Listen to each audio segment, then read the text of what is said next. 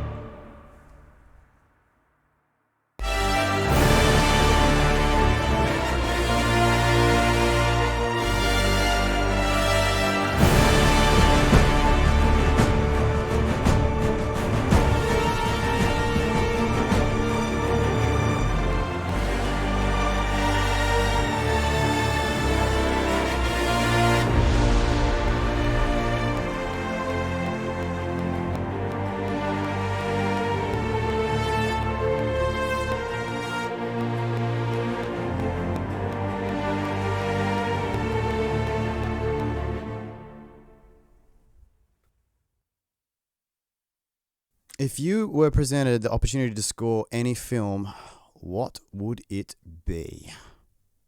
Oh, shivers. If I'm totally honest, the idea of doing a film full stop freaks me out at the moment because I am just someone who likes to obsess over stuff. And so working in trailers is awesome for me because I get, a week or two or 3 or 4 if I'm lucky to focus on 2 minutes. And I can just tweak the heck out of it until it's the best that I can get it. And so that suits my kind of personality a bit. But I think I am starting to get maybe a few little urges to try something a bit bigger. But as far as what movie, boy, I love writing stuff like this, big soaring cinematic things. And there's not a whole lot of movies that suit that kind of thing, except like the biggest ones. And I don't think I'm going to be asked to do a big movie anytime soon.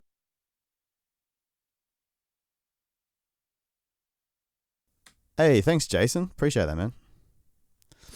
Yeah, templates. It's not as big as a lot of other people's templates that I have seen before. I try to keep it as lean as I can, but still not super lean. I think I'm using 70% of my 128 gigs of RAM. Full strings, full brass, some supplement brass from like other random libraries. The different libraries have different strengths, so I try to use that where possible. Woodwinds are a mess. I don't like any of my woodwind samples. I've said that before. A few pianos, sub basses. Spitfire orchestral percussion is pretty sweet. I use that a lot. Same with Hans Zimmer percussion. And every other epic percussion library under the sun. And every other trailer hit library, hybrid library under the sun.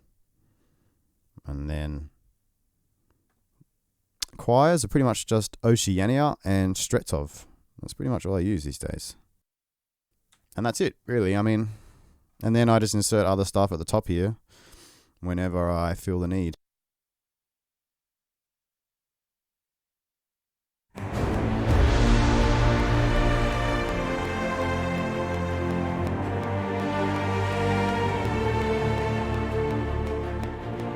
Thanks, Samuel.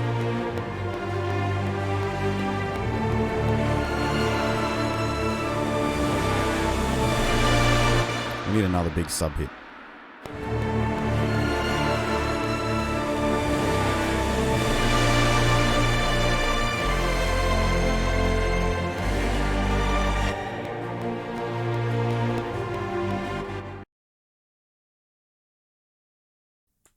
What did I just do?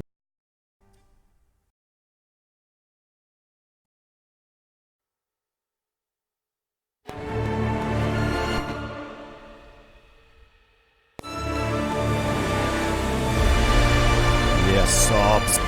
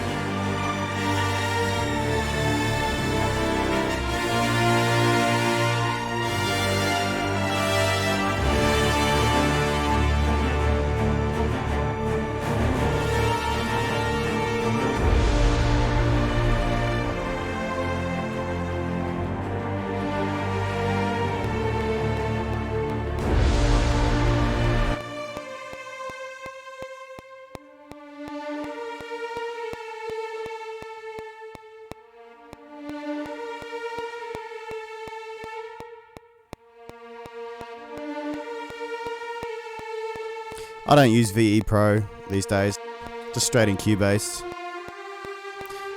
VE Pro for me just adds another level of complexity.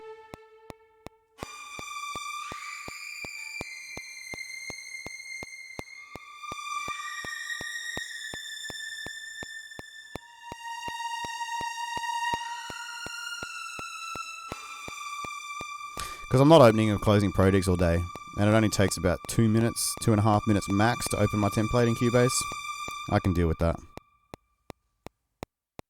If this cover is something that turns out to be any good, then I will put it on my channel for sure. So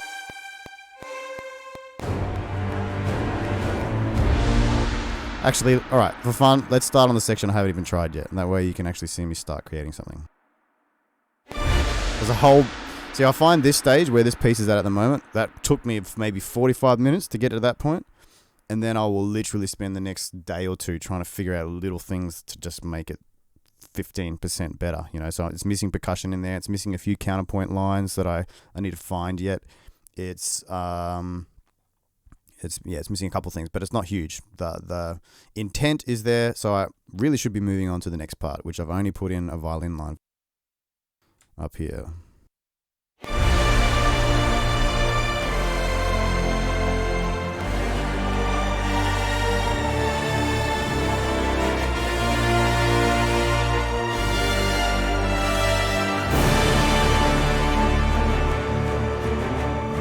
Right, percussion needs to come in here, and this is the part.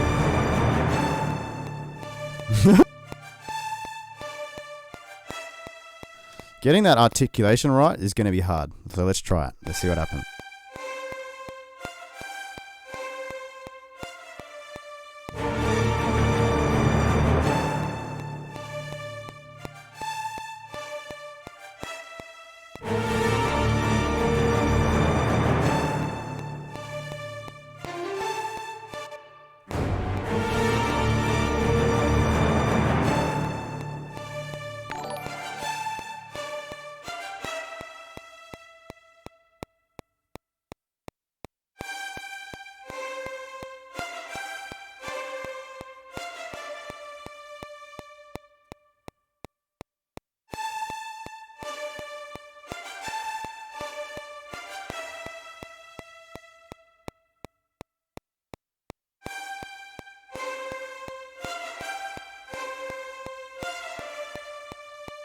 So I'm just layering staccatos there. It sounds totally stupid at the moment, but once I balance the levels and timing of all that, it still won't sound amazing, but it'll trick a few more people.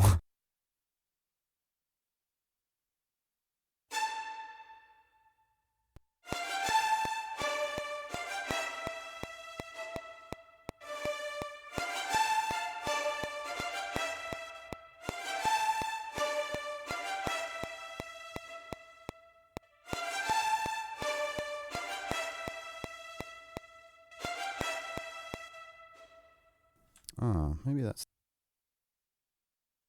So I'm using like a marcato articulation, which is just a big, hard, long bow, and I'm combining it with the shorter staccato so that the little notes kind of feel connected somehow and not just like some random things.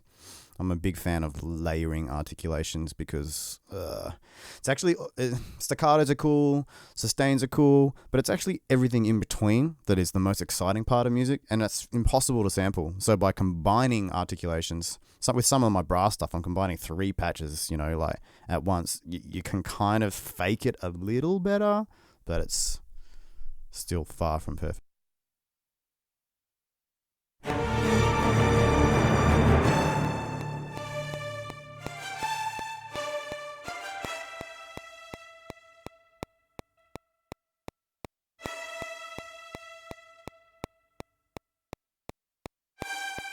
Right, I'm just going to lay in a bass kind of pattern for now. I won't stick with it, but it'll give me something to work off.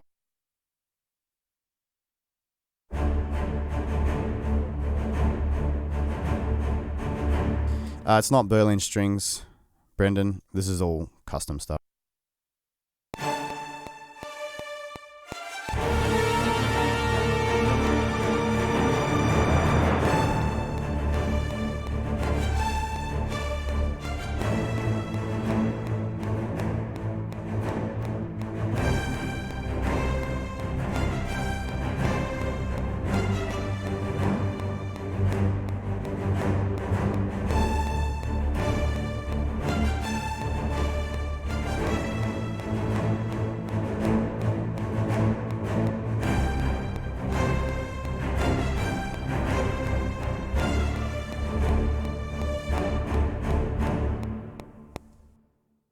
Blah blah blah blah.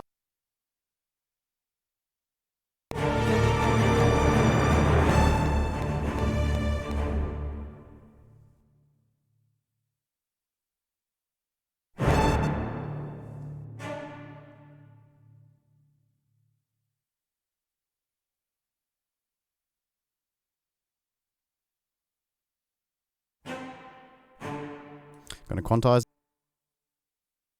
because my playing is terrible.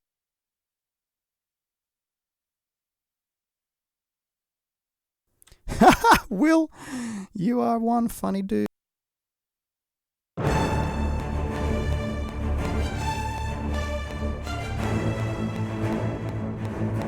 Oh, okay, never mind.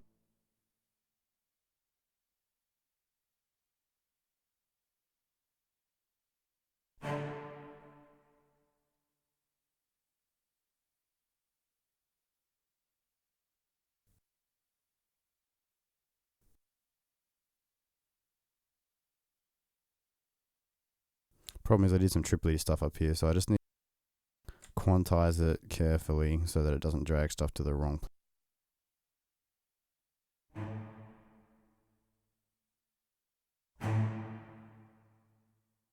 That's better. Accept that first.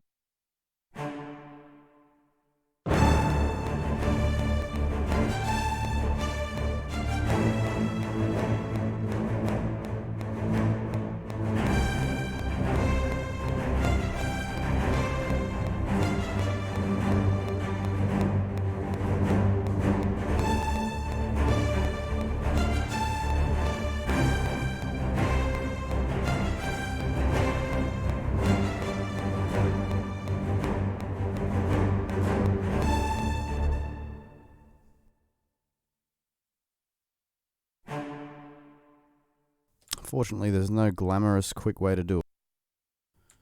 There probably is.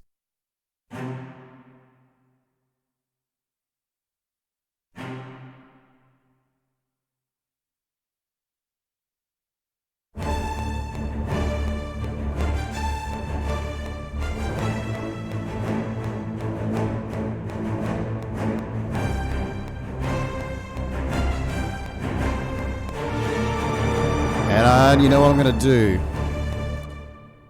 So the first rendition of this theme that we... Well, here's the little crappy intro I've done.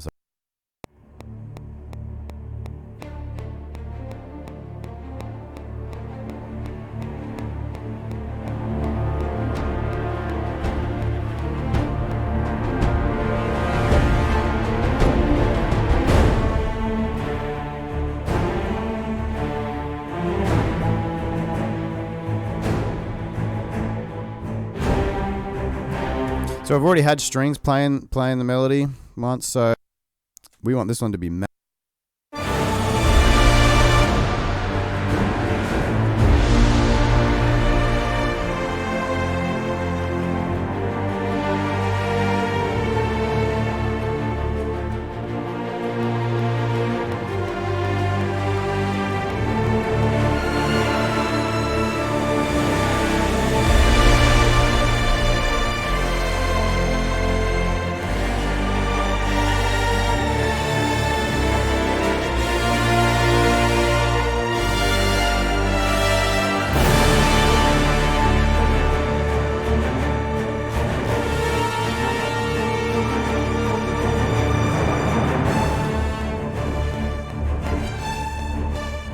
Some brass needs to back that up now.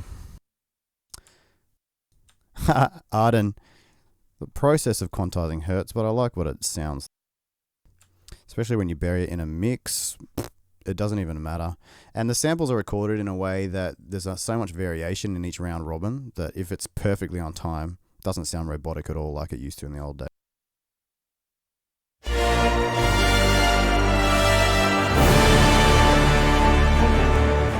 No worries, Jason. That was a fun little library.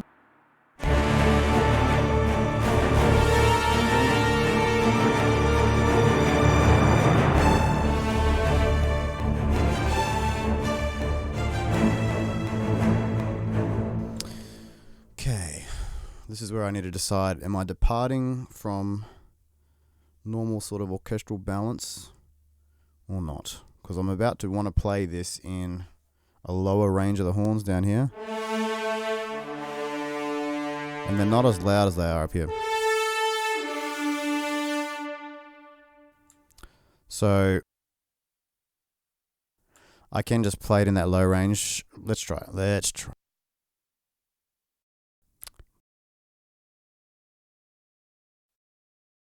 Duplicating the. Gonna crank the volume a little bit.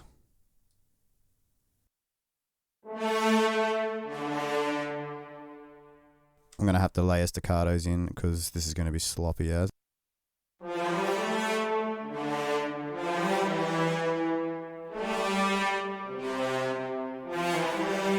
Now, what a recording engineer might do in this anyway is raise the spot mics, which I can try doing actually. It might just sound too tinny though.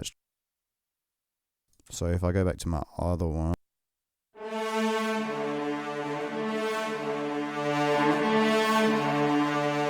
can hear how it brings it forward, which is not a bad way of doing it.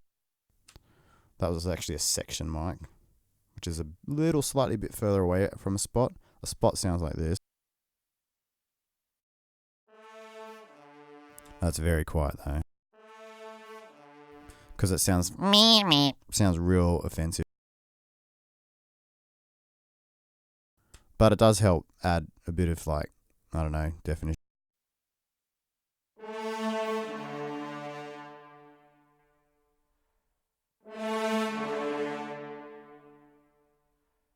A blakus brass library? Not gonna happen. But if you want good samples, keep an eye on my man from Performance Samples, Jasper Blunk. He is pretty much the wizard behind all of my favorite sounds. He's got so much stuff coming in the next year. It's going to make a lot of people happy.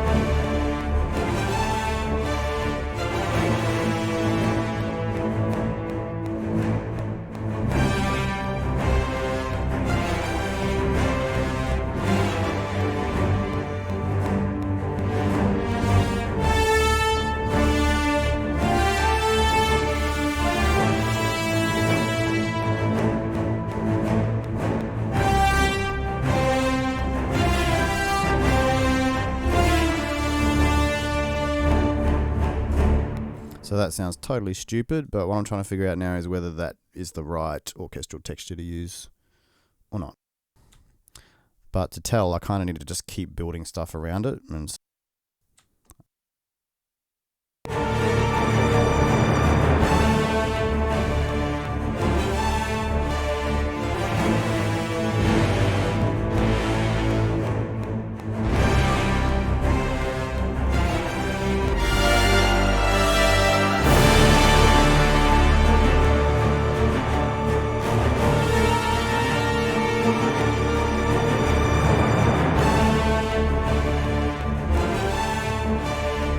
let's add staccatos to that horn to try and make it not sound so sloppy.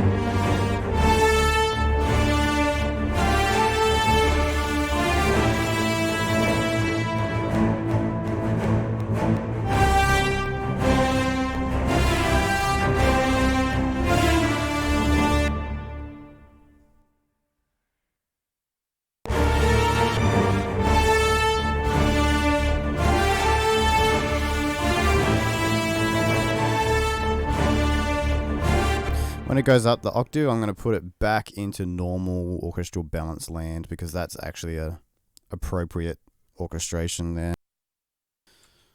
I'm not sold on the low horn thing. Forget the articulation being sloppy. That's easy to fix. It just takes a bit of fiddling with the mouths, unfortunately.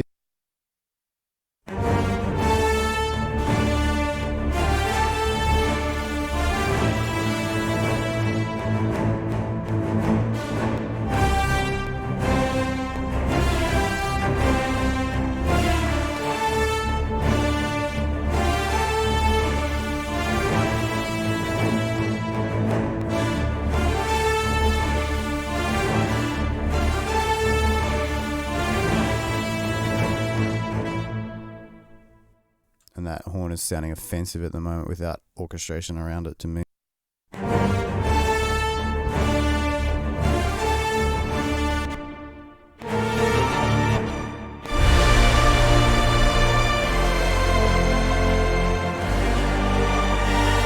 Yeah, I always add choir last, Brendan. I try to get as far as I can without choir because choir is almost like a cheat. I love it.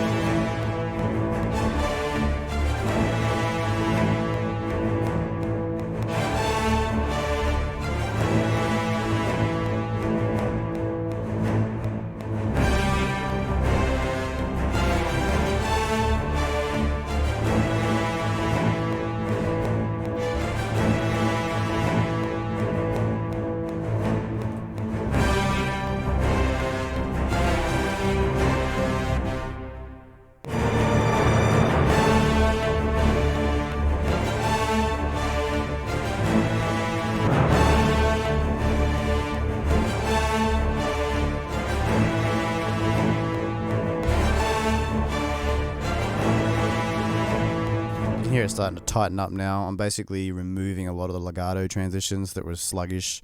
We want this to be tight, and be quite articulate. So relying on the staccatos where needed, and then relying on the long notes where needed as well. What in God's name was that epic tuba stack? Nasty.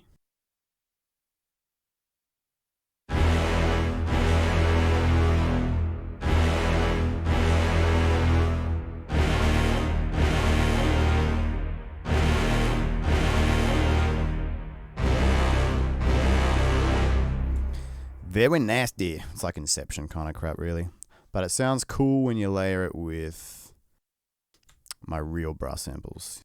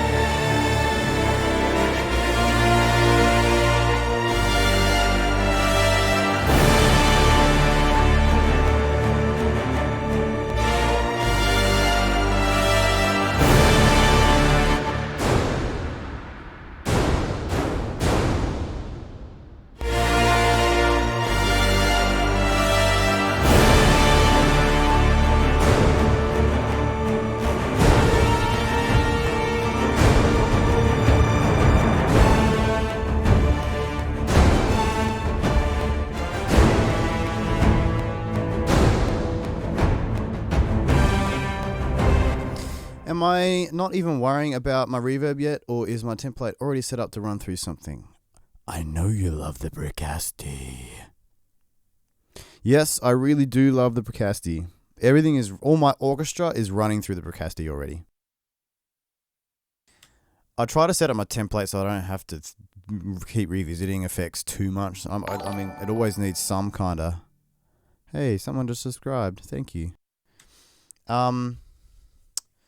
So that I don't have to keep revisiting effects and stuff too much. It's already in there. Depending on how the piece ends up going, I end up maybe reducing the overall reverb slightly or increasing it. Usually, if it's a slower song, I can increase it and we'll lengthen it. If it's a faster song, often I need to tidy it up a bit. If you I love the Bricasti. Let's do a little test. Let's do a little Bricasti test. So here's my orchestra. Let me just play strings and brass and woodwinds. Why not? Even though they suck. Can someone please, can somebody make a good woodwind library? It's all I ask for. Every woodwind library out there. I'm just gonna stop talking.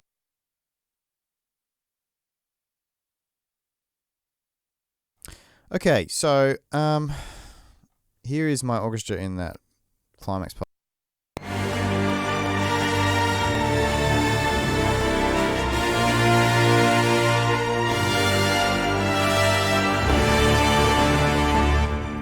Wonder if you ought to hear the difference when I turn.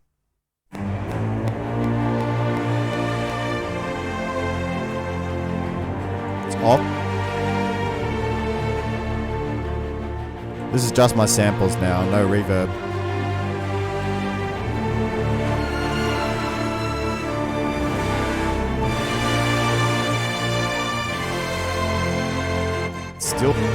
Still totally acceptable sound, kind of like a nice tighter sort of sound, but a bit of reverb. Still no reverb. I'll turn it on now.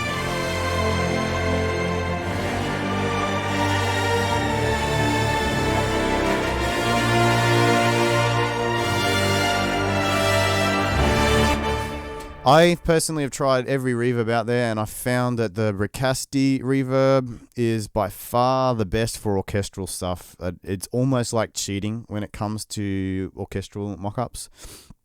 Good news for people who don't want to drop, $5,000 on one, is that there's a plugin by Liquid Sonics called Seventh Heaven, and they've got quite an affordable version there with just a couple of presets from the M7 on there. You can't tweak them heaps, but the M7's presets, Casey, the guy who designed it, is a genius, and you don't really want to mess with the presets too much anyway. It's Seventh Heaven. Check it out. I've compared the plugin to my actual Bricasti, and yes, I could tell a difference, but I was a bit uncomfortable at how close it was. To the point where, for ease of use, I often, because I only have one reverb unit, I often use the Seventh Heaven plugin on my percussion and stuff like that in here because I can't be bothered doing multiple stems through the same device because I've got to sit here for ages otherwise. So it's actually impressive, disturbingly impressive. I actually think that, yes, I could hear a difference, but I don't know. Yeah. I'm not going to say any more about that.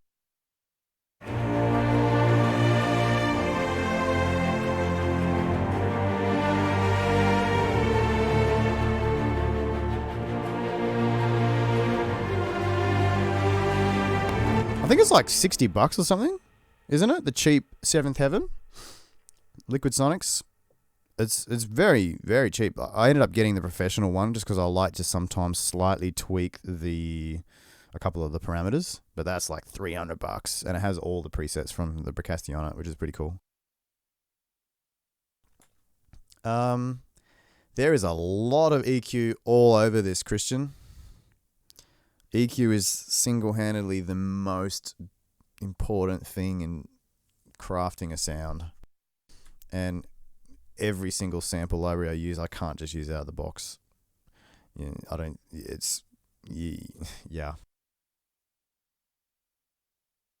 Hans Zimmer woodwinds. Hans Zimmer woodwinds would just be 2 hours of silence. Nah, he would just get out 50 bassoon and contrabassoon players and sample them.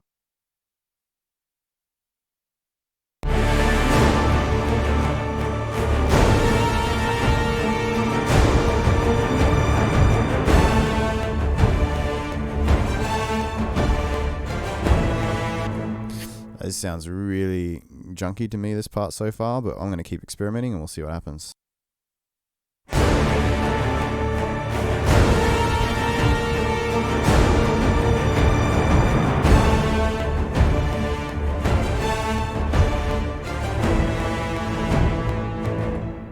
I want it to sound bigger, so I think I need another octave above it. Maybe the trumpets need to be doing this too.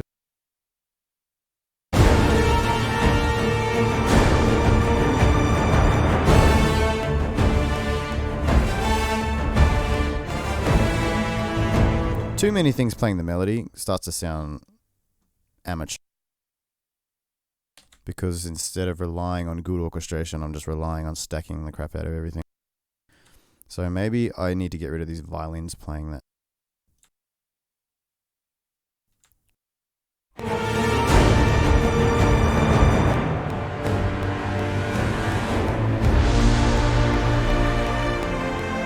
Yeah, I've only recently started becoming a lot more happy with my string sound, Christian.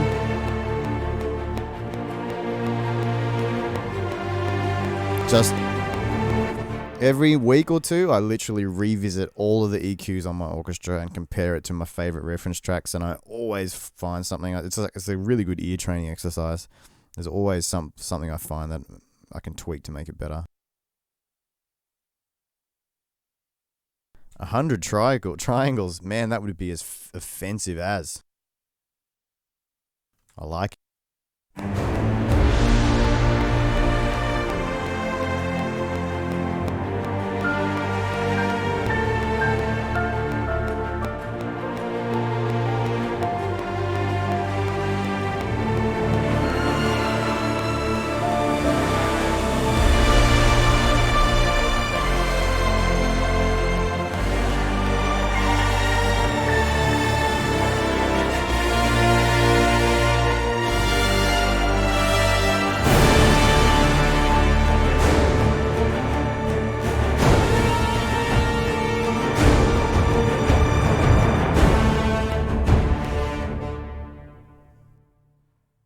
Hey Dirk, good to see you, man.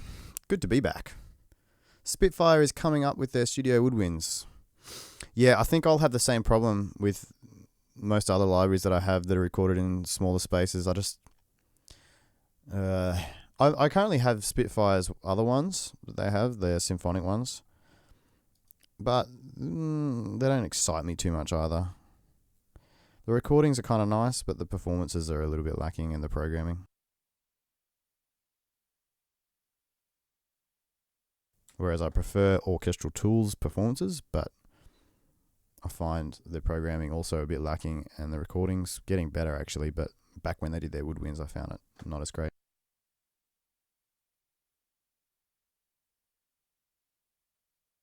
Thanks, Christian.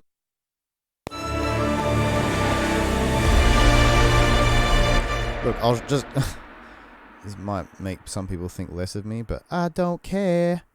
I'm going to show you anyway. I'm going to show you my EQ on my strings.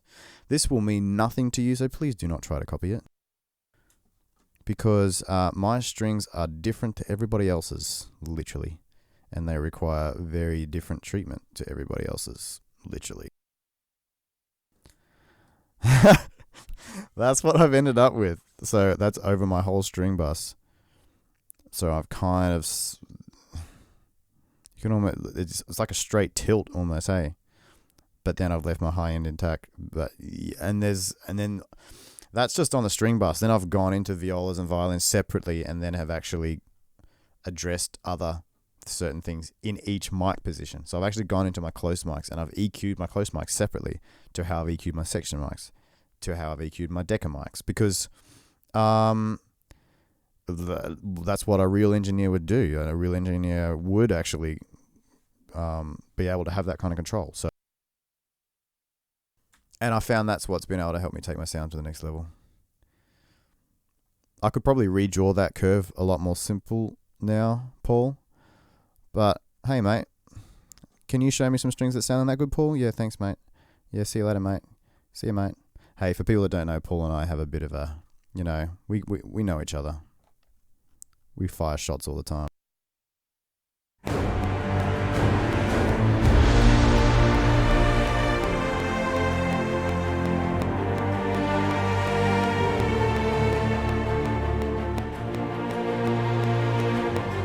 Hey, I know. Let's try and give some of the Game of Thrones cello vibe back here in this part, because there's room here for some counter lines. Even though this is the first time this theme's been played, so usually I don't like doing counter lines when the first time it's being presented. But everyone knows this, and because it's so big and open, I feel like there is room there for some simple, nice stuff. Let's see what happens.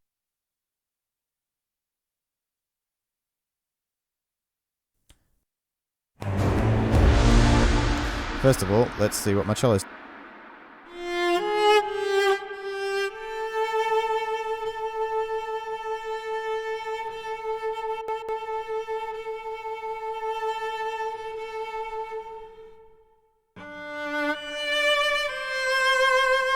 There's a bit of.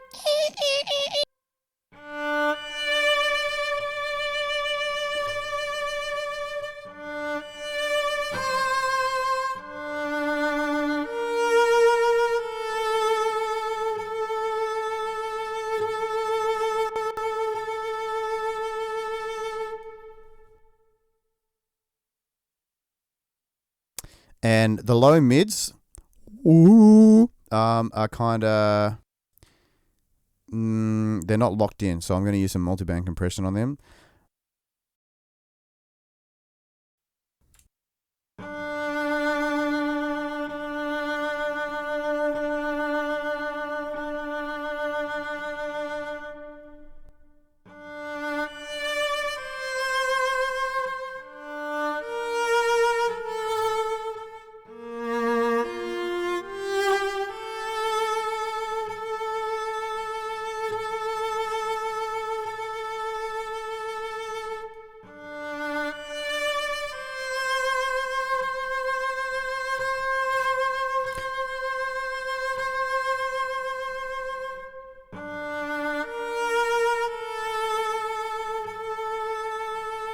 Sometimes you just got to wrangle the sound into place, Paul. Who cares if they're huge cuts, mate? I used to be like, oh no, I'm cutting too much. Whatever shall I do? Now I'm just, every time I learn more and more things, it just comes back to trusting my ears. If it sounds poo, I keep messing with it.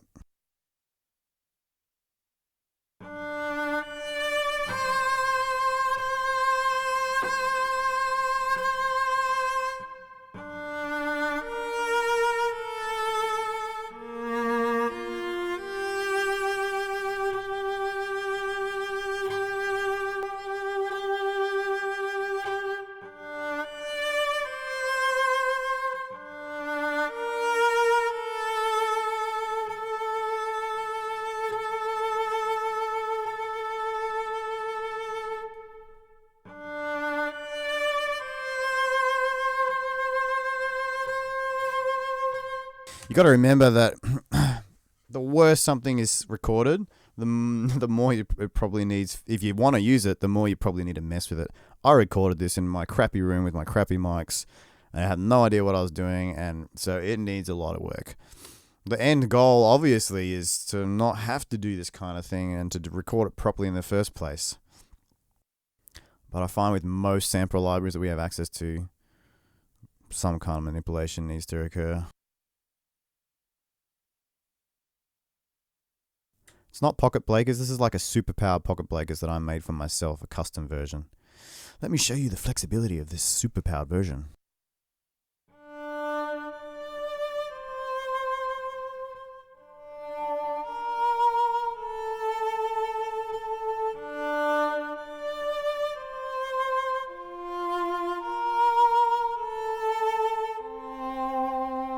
I played it as smoothly and sweetly as I could. Then there's if I play a little bit harder.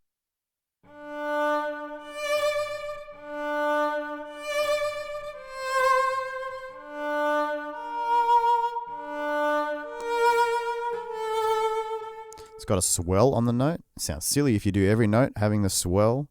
A lot of energy and emotion in that. Very cool for linking ideas together and throwing one of those in here and there to make it sound very nice. Then if I push a bit harder again,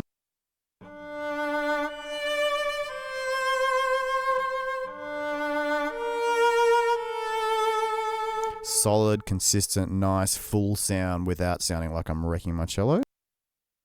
And then if I push even harder again,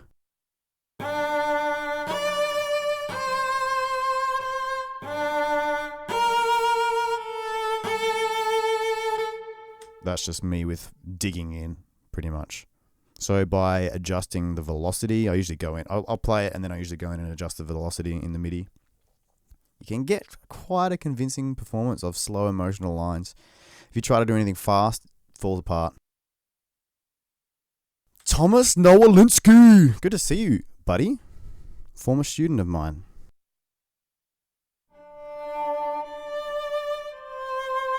But these lower layers are where it's at. These are the money shot.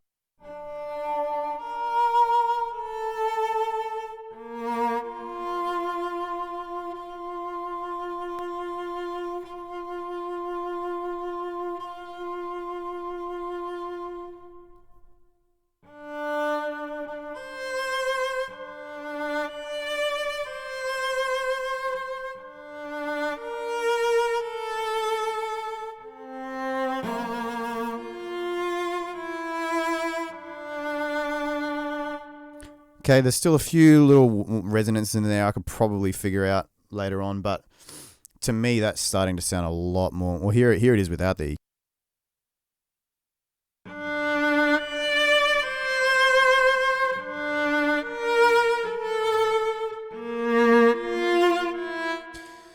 Might be good for some other production, but not this one.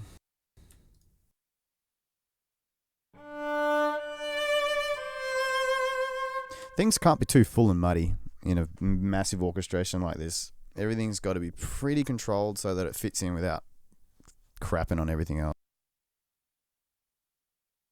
Now, the only other thing there's this one trick that old mate Alan Meissen does. Sometimes it works for me, sometimes it doesn't.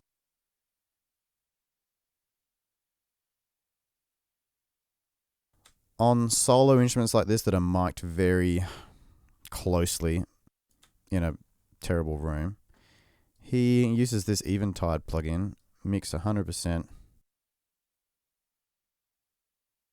decay all the way down to try and push it back a little bit. This cello at the moment is still very much in my face. If I want it to sound like it's just a little bit more a part of what's going on, sometimes this works. Let's see what happens. It also drops the volume quite a lot though, so...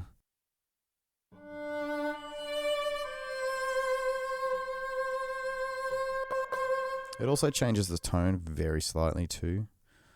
But let's try. I'll boost the volume back up to compensate.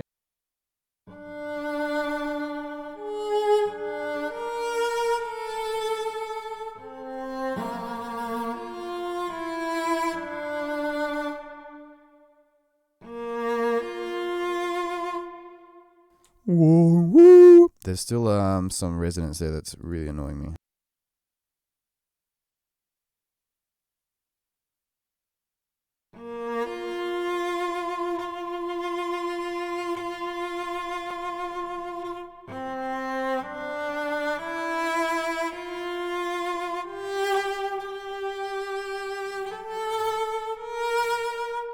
Analyzers can be quite useful. Like I'm looking as I go up the scale, I'm seeing where the fundamental harmonic is and seeing how much it bloats compared to some other ones. It can be helpful in trying to find problematic frequencies that may have been either an issue with the instrument, the recording, or the room, or something like that.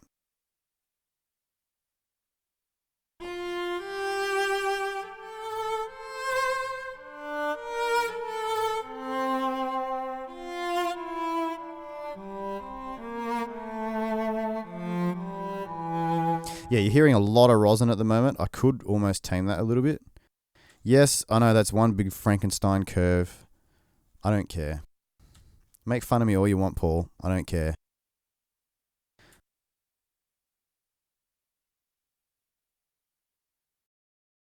Oh, this might not even work, but hey, it's been fun. Okay, I can already tell that if this cello is going to fit into this grand soundscape, it's going to need a long verb. And by long verb, I mean long. Christmas was great, thanks, Thomas. Cinematic captures. How are you handling the Aussie heat, my friend? That analyzer, I think, is post EQ, but you can't see on this on the stream here. But I actually have another whole monitor of analyzers over here that show all sorts of other stuff, and I check them regularly as well. But the one in the EQ is very handy when I'm making those decisions. You can actually change the settings, I'm pretty sure, in the EQ, whether you want it pre or post. Dude, it's so hot, eh?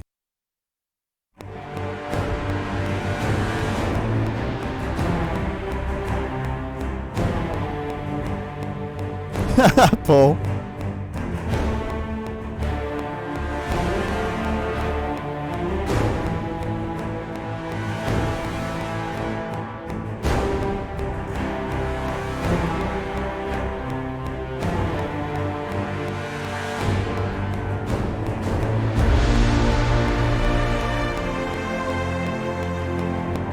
See, I can hear the stuff I can hear in my head is starting to depart the music away from what Game of Thrones is all about. But I kind of don't care for this. I'm just doing a fun cover. So let's just go with it and see what happens. It might start to make it sound too pretty, if you know what I mean. But who cares?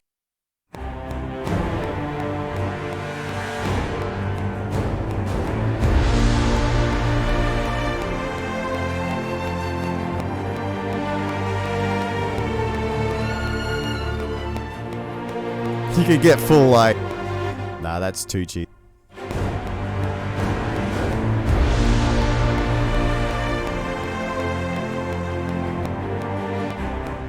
And then I have to decide, do I want to introduce piano into this? Because that wasn't something that's in here before, but it instantly changes the whole vibe of the song. It's not just pure orchestral anymore. It becomes a different kind of thing. Might work, might not.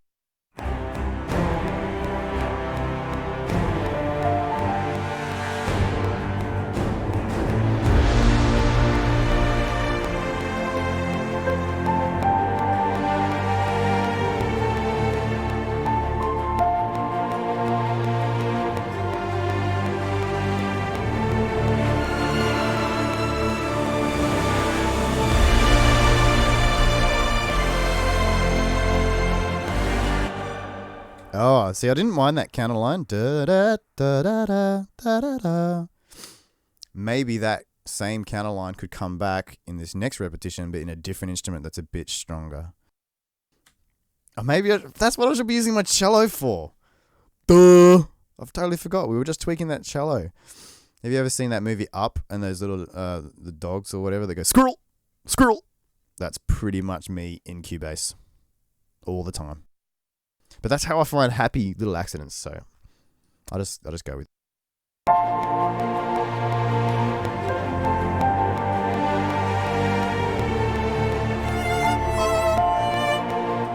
Can you hear what I mean by the cello? It needs the same kind of tail that piano has to fit into this.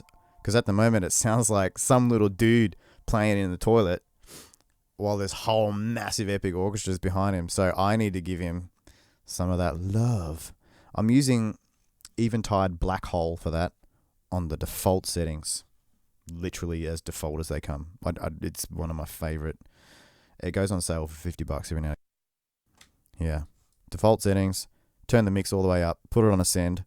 Send whatever kind of juicy stuff you want to it. It's the best. Air-conditioned car is probably the good place to be right now. Cinematic captures. When in doubt, bagpipe it out. What the? Get out. Get out of my channel now. Secretly, I don't mind it. Bob Ross of Epic Gamer Music. Oh, you know what? Stuff you, Paul. I don't know whether that's a compliment or not, because I do like me some Bob Ross. I find him very calming.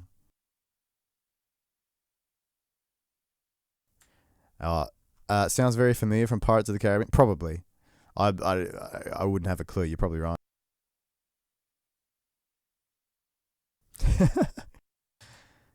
G'day, Leon. How you doing how's Perth? I wonder if that's hotter over there than it is over here. Well, let's test this cello first and the black holage. Also, I'm finding the high frequencies a little much. So Paul, don't make fun of me.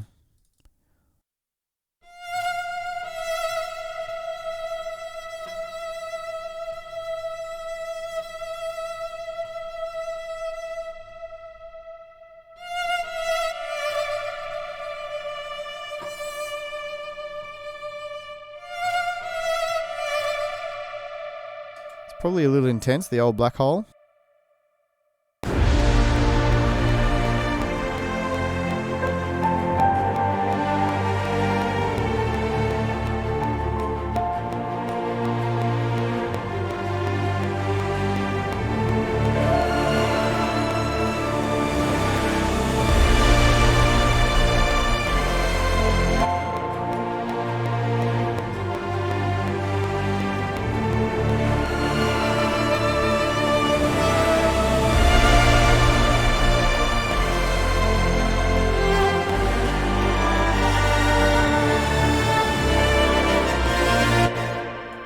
So the EQ isn't right because whatever I'm playing, when I play stuff, it clashes with everything else, which tells me I probably need to thin this out even more to the point where it probably sounds too thin when it's by itself so that it can actually sit inside this. I probably need to roll off some slightly more highs as well. Pretty hot. Freezing. Man, so, yeah, look, that's the great thing about YouTube. Send some of your freezing over here to Australia and over to Christian as well, because we're dying over here in heat.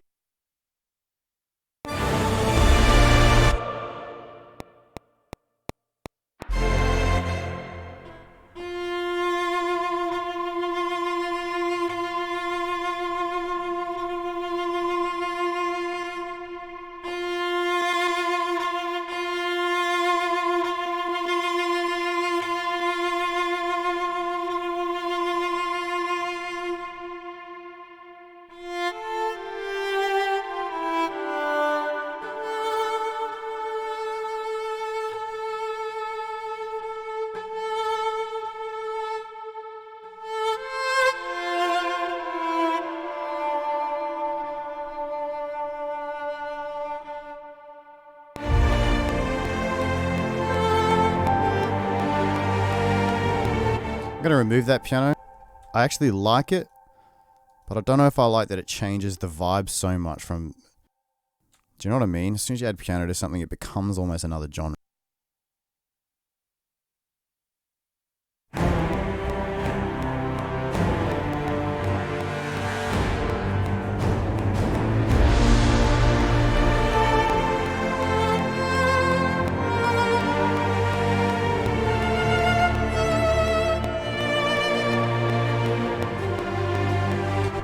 Okay. So it's becoming clearer to me now what frequencies I need to adjust. Now that I'm starting to find the right kind of range for the cello to make it fit. I don't really use slate audio very much. I use there's a hell of a lot of processing going on. Like, I have hundreds and hundreds of plugins in this session right now. But none of them seem to be... What my favorite plugin developers are DMG Audio. I find everything he makes very pleasing graphically, as well as extremely well thought out and high quality sound. The other ones that I seem to use a lot of are anything from Tokyo Dawn Labs. Their stuff is epic as well. I really also like Tone Boosters. Their multi-band EQ or dynamic EQ is probably One of the better ones I found. The reason why I love this one is that it sounds great, but it's also very kind to your CPU, which is hard to find.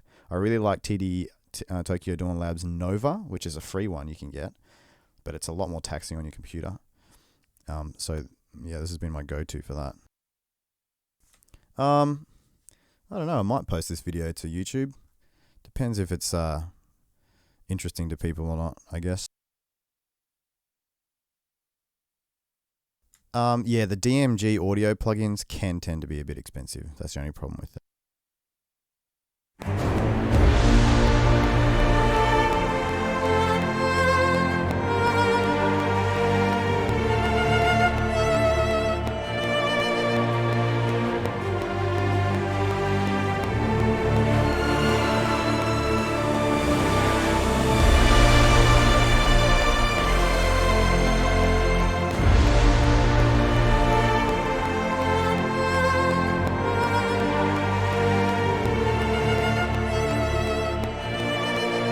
See how much I've had to thin this out, this sound?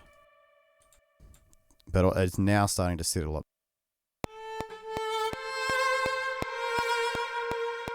The only problem is when I remove those low mids, any other resonances in the harmonics a bit higher start to become even more apparent. So you can go down a rabbit hole pretty quick, especially with poorly recorded samples like this, where you can just end up doing all sorts of crazy stuff.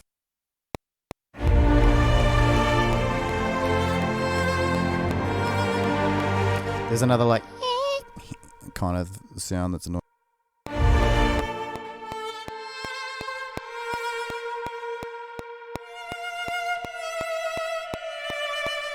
See, that's starting to sound kind of smooth and nice.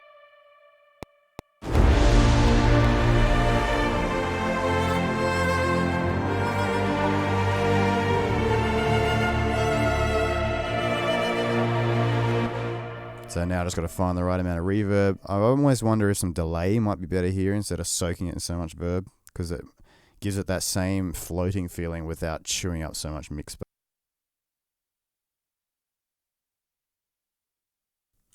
Yeah, Pro Q3 I haven't tried, but I reckon that looks amazing. It could be the answer to everyone's problems, because that introduces the whole dynamic sort of side of things as well, which I think is indispensable for this kind of stuff.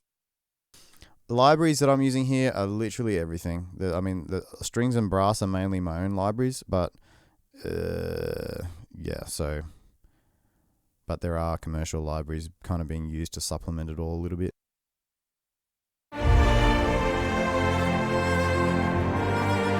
The high frequencies now are starting to sound a little bit like, I just need to cut them a little bit more. The rosin is almost too intense. I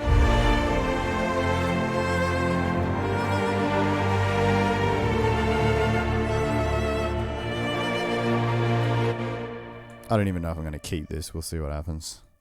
At the moment, I'm just trying to make the cello fit. So if I do want to use it, it will just fit. And I can get inspired and play without getting annoyed.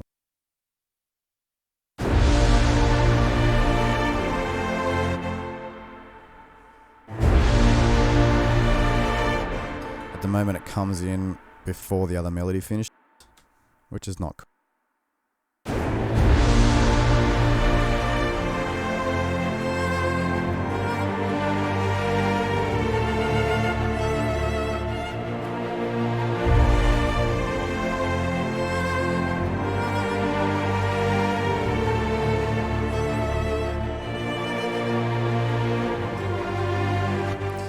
Which reverb is it? I'm using Bricasti M7. The graphical user interface on these custom libraries is the last priority. It's just a blank, plain thing. And there was a small group of us, and one of us was a programmer who's an absolute legend, who happens to also have a company called Performance Samples. Check out his stuff. It's great. Hey Craig, good to see you, man.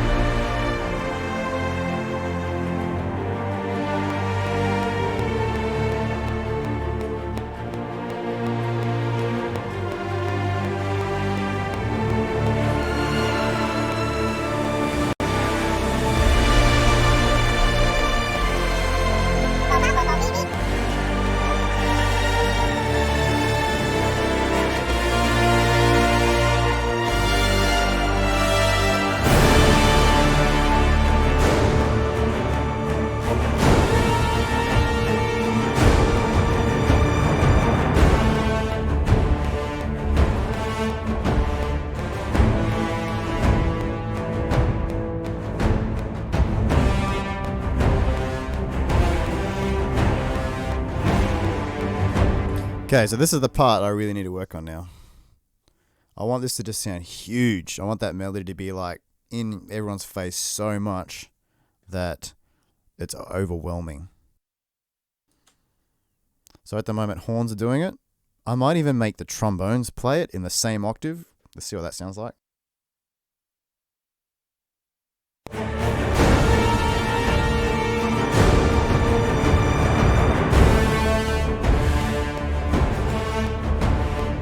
Okay, so trombones are actually powerful in this range, as opposed to the horns that are a bit weak. Remember, I boosted their volume to try and hear them a bit better here.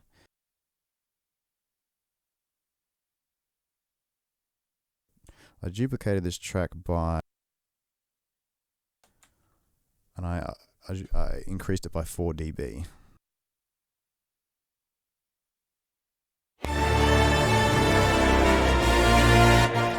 And I don't like that da-da-da, because it takes away from the next note, which I want to swirl in everyone's face.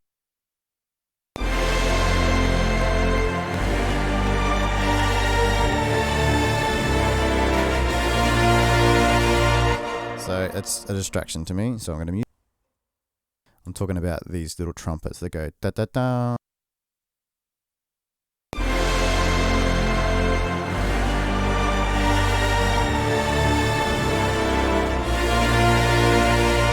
I want that to be even more of a swell, so I'm going to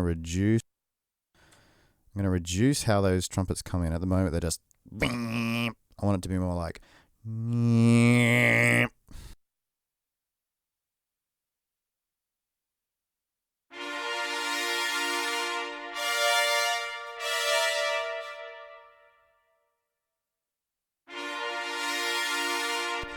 yes. Can you hear the difference between that?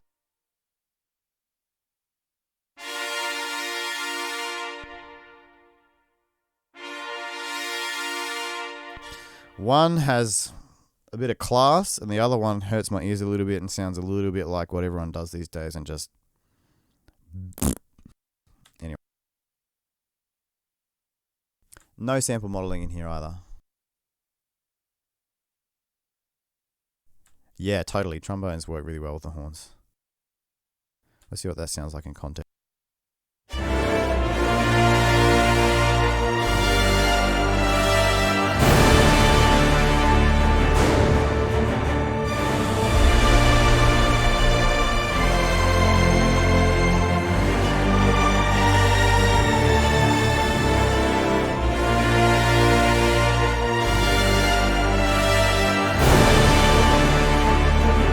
That'll do.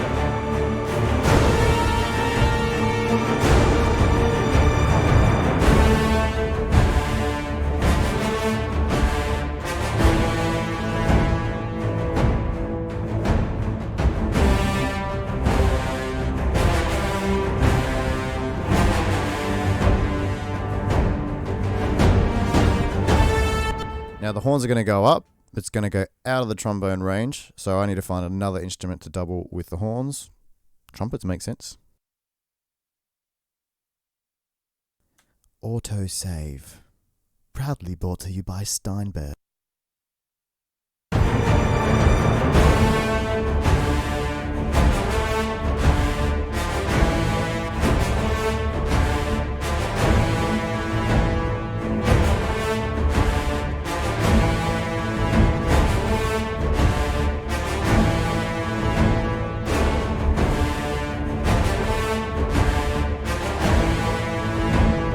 So on the longer notes, da da da da, putting a staccato really loud with them sounds silly, because a player is saving a lot of their breath to get the note out. So of course the attack on a longer note isn't going to sound as huge. So you can see on these short notes, da da da, I'm lowering the velocity of the longer in the staccato to let the long note actually come through more. Otherwise it just sounds fake to me.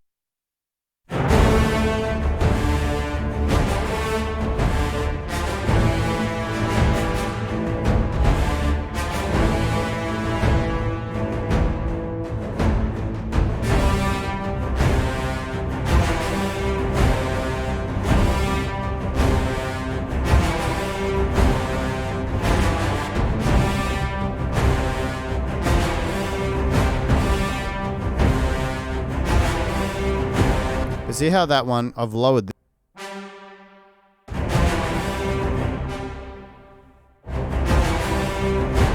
Doesn't sound, but I think it's because my long note, yeah, it's got no velocity there, I think.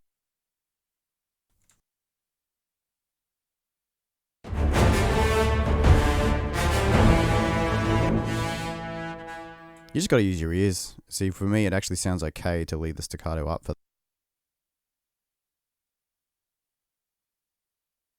Where'd it go?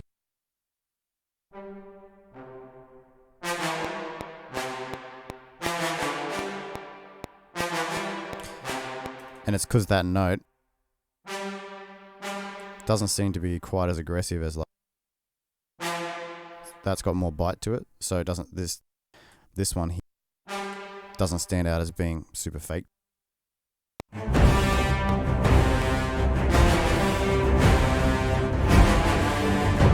Whereas I can hear that one sounds a bit.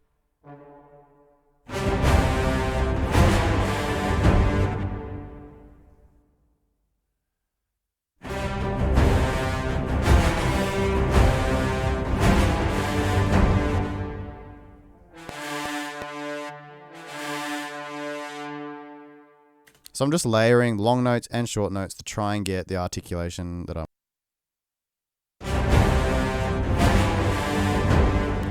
That one actually needs to be more staccato as well, I think.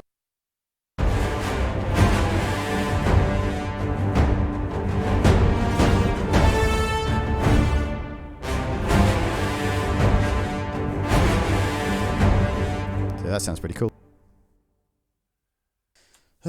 Sorry about the messy percussion and everything going on there. We'll get to that.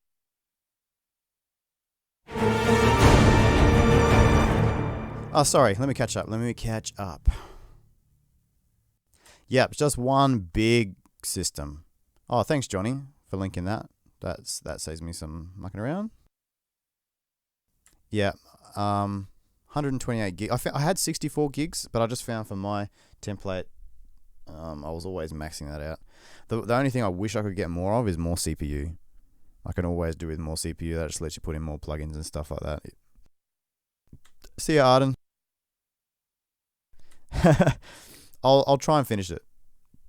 I'll try and make sure I think this has potential to sound alright, so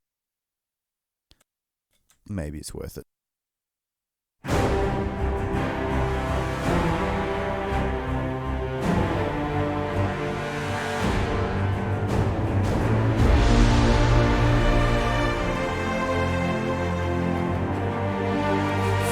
See you soon, Paul.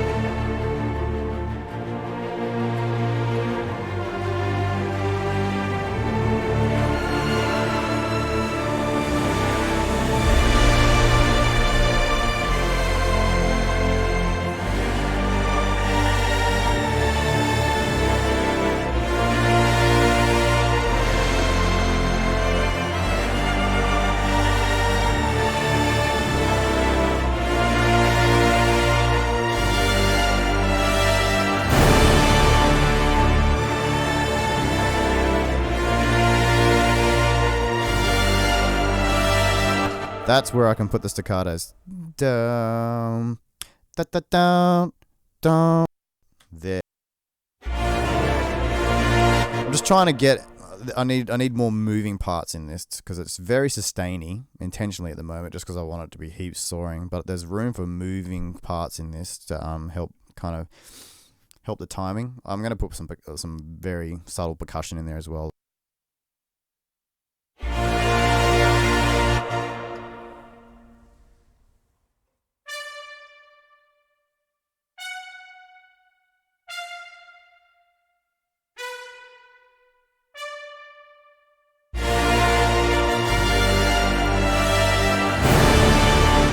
Good.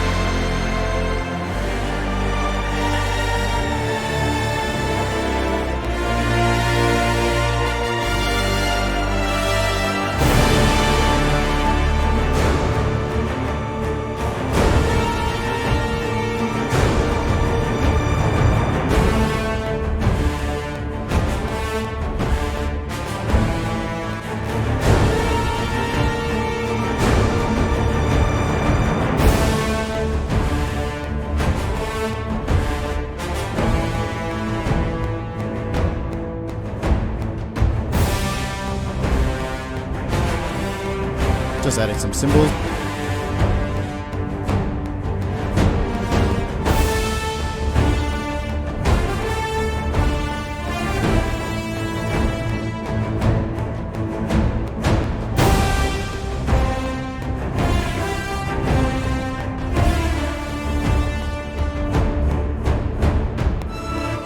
Yeah, I don't use play. I actually really do like Hollywood strings, and Hollywood brass especially is quite nice, especially their French horns. But I've tried to stay away from using. Well, I don't find I need to use them because I have samples that I'm very happy with, and if I can stay in contact architecture, I will. My trombone VST, it's a custom private library. I am definitely mixing staccato and marcato. It's the only way that I find that I mix articulations all the time, which is one of the reasons why I don't use key switches. I find key switches very limiting because you're either forced to use a staccato or forced to use a long.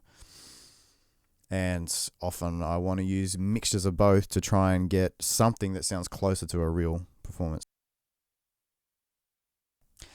How do you deal with that slight echo sound that longs pronounce over the staccato?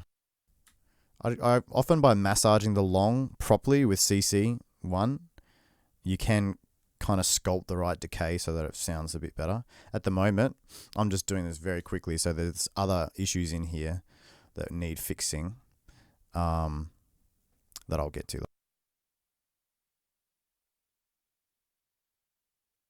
Yeah, when you got lower amounts of RAM, it's a bit tricky, and I used to have to freeze a lot of things all the time, which I found frustrating. I've also got like 6 or 7 terabytes of SSDs that I've got all my samples spread over. If I had all of these on 1 or 2 sample drives, there's no way my computer could stream all of this stuff. And then all of that gets backed up in real once a day when I go to sleep. It backs up to a NAS storage unit here, so that if any catastrophes do happen, I can just buy a new drive and then transfer it back over to the SSD. Also, all of my projects automatically autosave into a Dropbox folder, which is great because Dropbox gives you revisions, or you can load up past revisions of all your projects as it saves and goes. So lots of backup steps going on there. Yeah, I turn off all the internal reverbs because I find them to be usually pretty low quality. If you're after a cheap, good reverb, definitely look at Seventh Heaven by Liquid Sonics. Definitely look at Valhalla Room, although I think I prefer Liquid Sonics, Seventh Heaven. Even just the cheap version is very good. I compare it to I was saying earlier, I compared it to my actual M7 in here, and I don't like how close it is, put it that way, considering I spent that much money on a hardware unit. But the hardware you can definitely tell, especially in a big full mix, it's maybe slightly less congested, but I think you could probably fix it with just lowering some of the low mid EQ on the Seventh Heaven if things get out of control.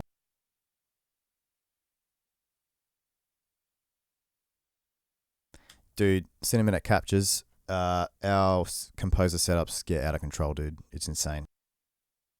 We all need help. It actually doesn't with Leon, because I've got NBN, I've got fiber to my garage, to my house, so I'm running 100 megabit, which is quite good. But yeah, and I've been here 5 years now. I was one of the first to get it because I've built a house in a new estate here, and so it was mandatory for fiber to be put into all the properties. So I haven't known how to do it before fiber. So, but yeah, you'd be right. If with the old Aussie internet, it might be a little bit more annoying. B2 is fantastic. I love B2. It just absolutely wrecked my CPU power. It requires so many resources, and I just can't. I have to be super careful about how much processing power everything that I use actually takes up. So all of my plugins, I've done tests on every single one of them, loaded up like 200 instances of them to see how much CPU they use up in a project. Because with this many tracks going on, you have to be using things that sound good and don't use much computing power. Otherwise, you end up in a world of pain.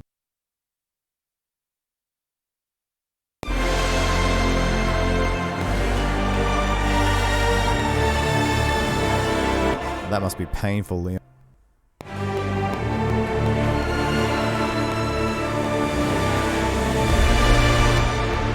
I want to emphasize that bass run down. Dun, dun, dun. Because that needs to be like a goosebump moment for me, and it's not doing it.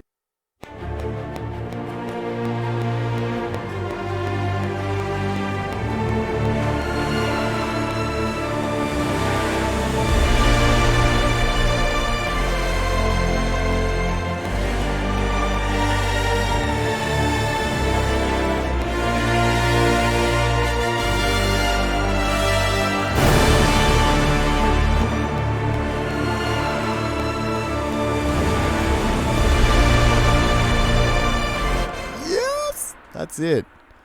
So who was laughing before at my stupid epic tuba stack? It was Jaden Lawrence, wasn't it? That little guy.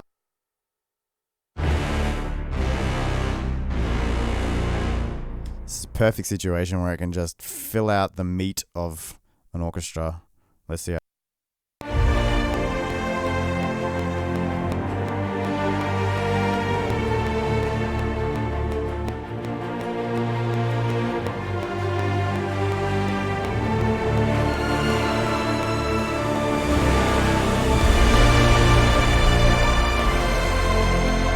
Can you hear how that makes me happy. Happy.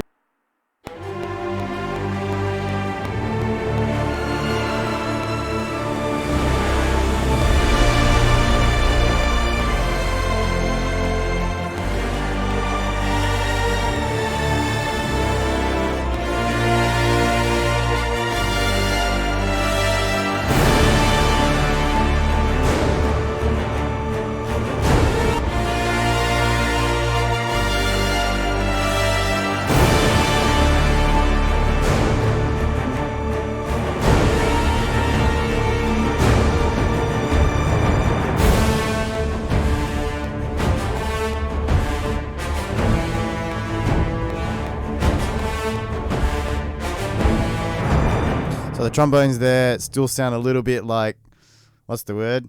The articulation's not quite right. So I need to go in and actually, it doesn't sound like a natural professional player playing to me. It sounds like maybe a high school player.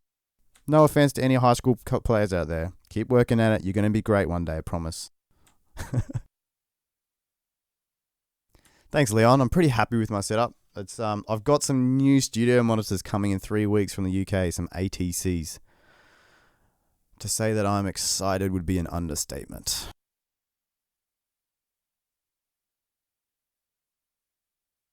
How important is theory in your opinion, and how advanced do you need to be with it? Man, you're getting into risky territory with me here. I have a solid understanding of, theory up to a certain point. Definitely nowhere near the understanding that a lot of other composers that I admire do. No, not even close. I've got enough to be able to read a score of John Williams, for example, and actually be able to say, I see what he did there. Okay, I can see that he's using a Lydian mode or whatever. But all that, I don't find that that's super, super important.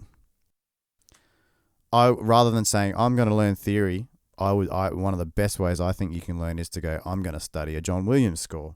I feel like studying John Williams is almost like studying all the greats that came before him in some ways. Okay, I'm making a big generalization there, but he has such a mastery of the orchestra and of composition in general, totally pulling apart his scores, like with know enough theory so you can read music and write handwritten music, you know what I mean, like on a manuscript paper.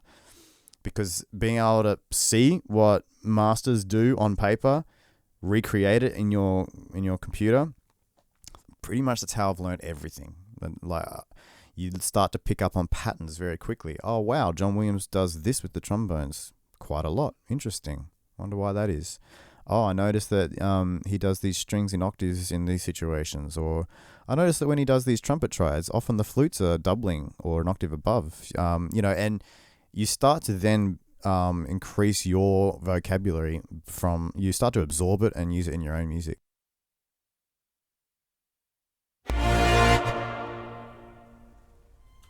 High school trombone player.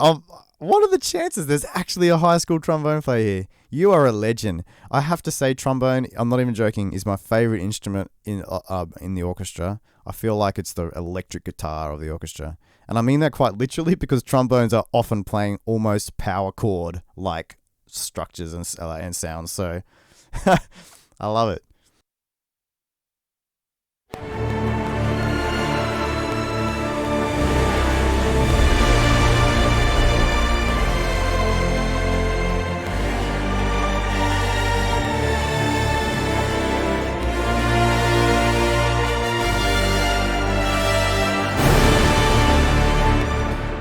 So I've emphasized the bass in that rundown. Dun, bum, bum, bum. But I feel like it needs more. I'm missing out on articulation everywhere. I need the melody to be clearer. I need everything to be clearer there for my goosebumps to activate properly.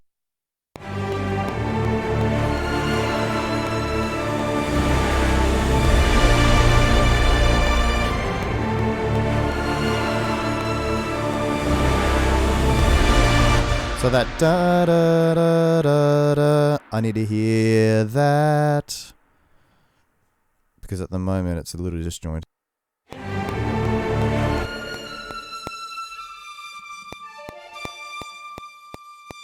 What on earth is that?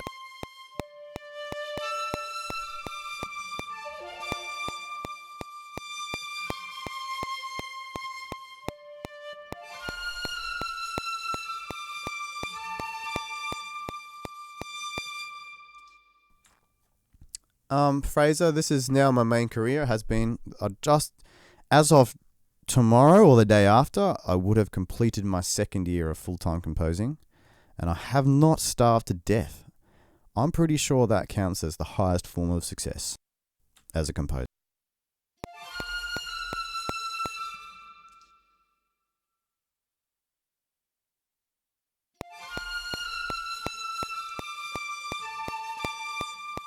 I want to define these note separations a bit more, so I'm just shortening the notes.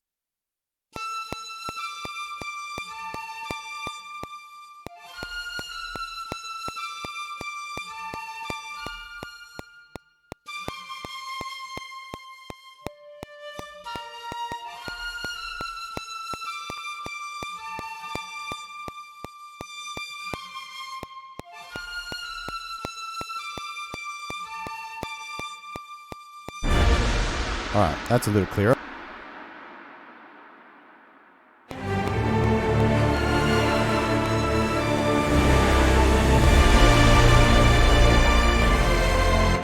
Now that flute is very exposed by itself. It needs to be backed up with the other woodwinds in unison. I have used a Holly Woodwind octave patch to try and double it up, but I don't think it's quite strong enough.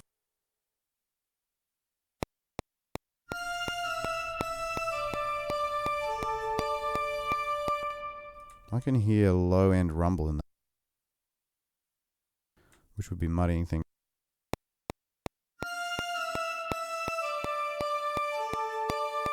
That's better.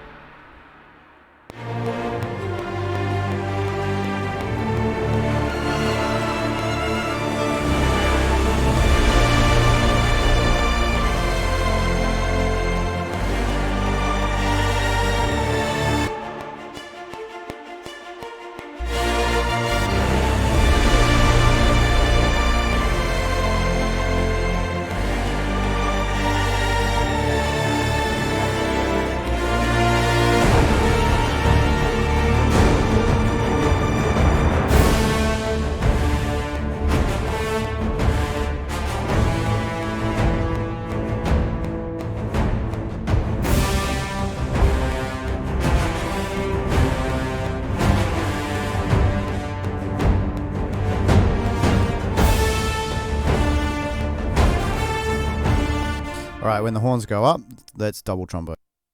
I mean, trumpets.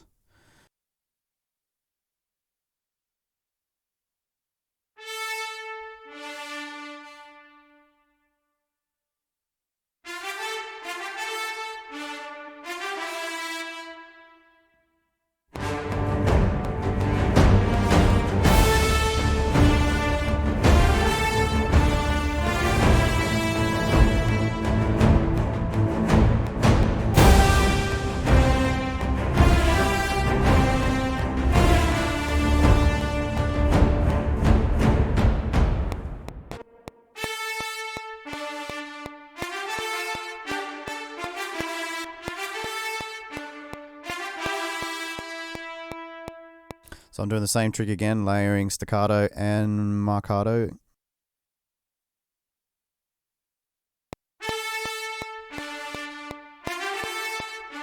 Let's listen to the marcato. Let's get rid of the short notes because we don't want that slop.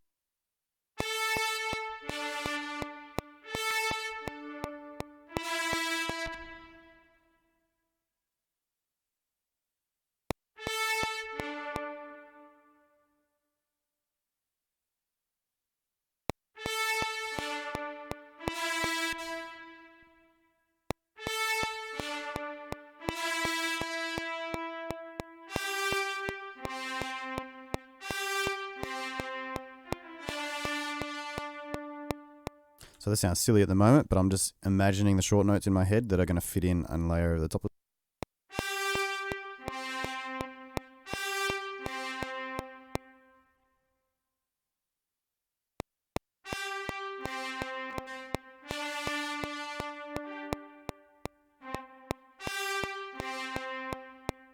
Yeah, that sounds good. Let's get these staccatos.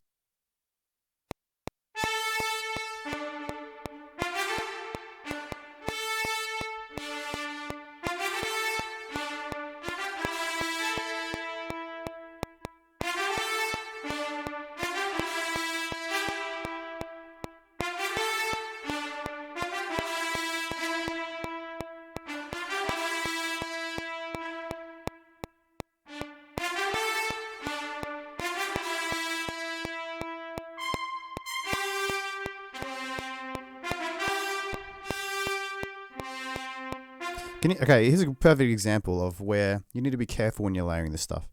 So these staccatos, let's leave them at full volume. So I'm dealing with the staccato articulation right here. We've already dealt with the long articulation up above it before. Now I'm just adding staccatos where it needs to be to make it sound like a complete unified line. Now I'm going to leave the staccatos up very high for these long notes.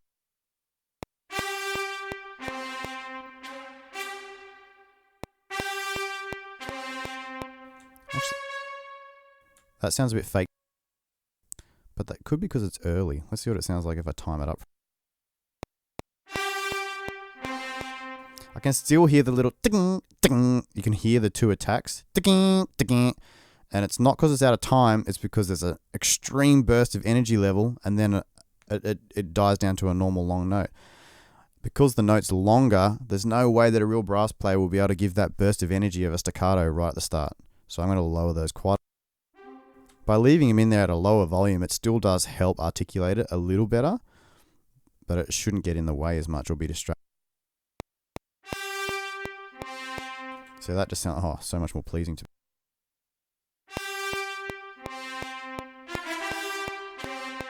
It's okay leaving a bit more staccato in that because it's not such a long note.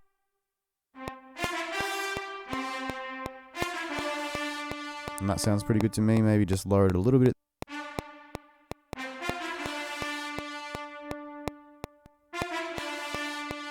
No, it definitely sounds good with a bit. Okay, I haven't even looked at the horn yet, but I think that's all over the. So you can see it's fiddly. None of this is easy. It's not. It's. I don't know. I think if you're someone who is a composer and you find it takes you ages to do stuff, find comfort in the fact that it takes everyone ages to do stuff. Composing is, in this way at least, is very much perspiration over inspiration. But the result is worth it.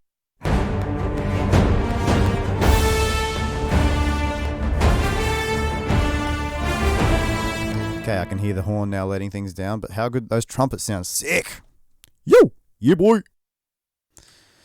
Yeah, Paul, it's surprising how much mileage you can get out of it. Out of just those two articulations, which is what bugs me when you have libraries that don't have these two articulations done properly, because it screws you. So many brass libraries don't have a solid, long note, like forceful note, like a marcato. You know, like, hey, someone just subbed. Can't read it, but hey, thanks. Yeah, a lot of libraries don't have a very a long note with a good attack, like a natural attack at the start, which is so important. I don't know. I just don't understand why people make libraries and not include these important things.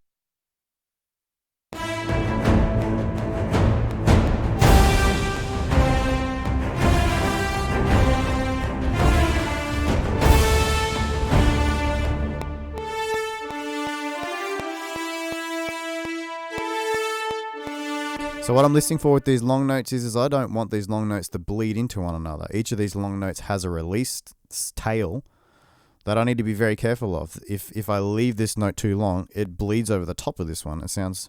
It gives it away as being super fake straight away.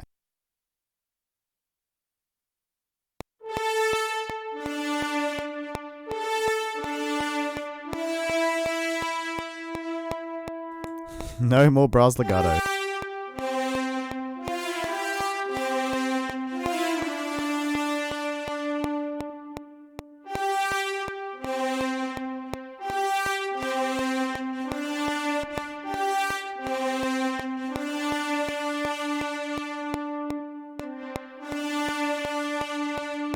Once again, I'm having to just pretend I'm hearing the short notes in there, but I'm... Da da da. Yeah. Let's get the short notes.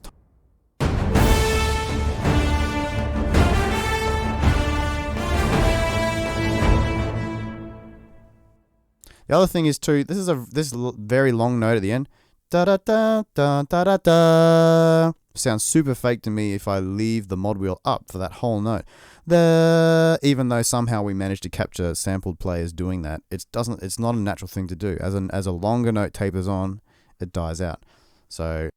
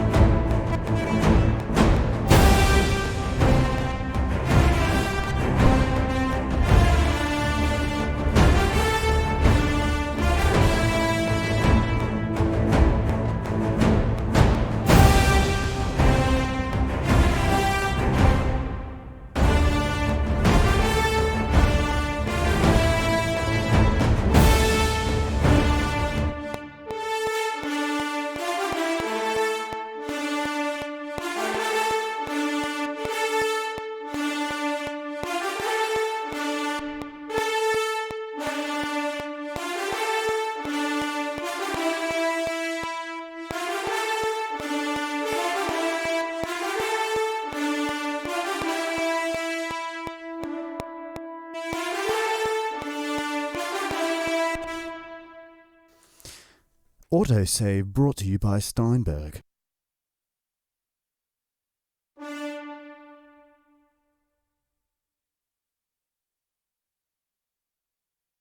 It's only bummer with a large temp. Saving takes a while, but hey, I can deal with it. It's a forced brain break.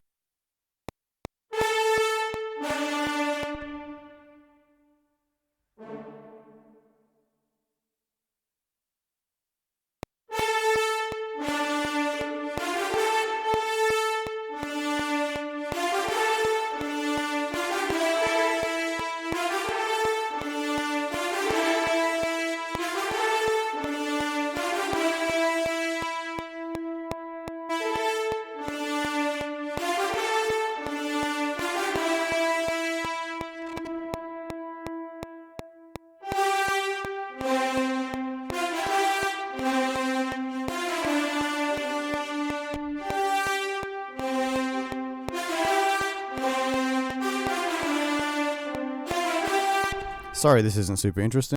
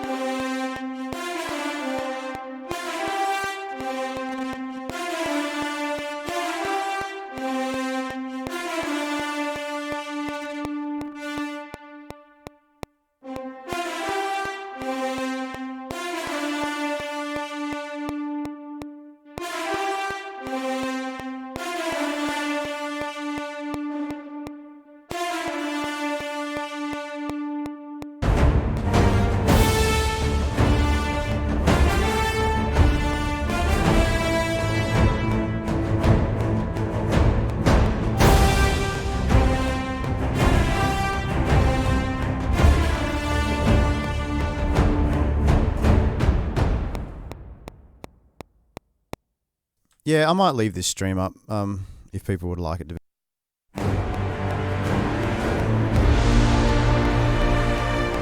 I'm glad someone does, Paul.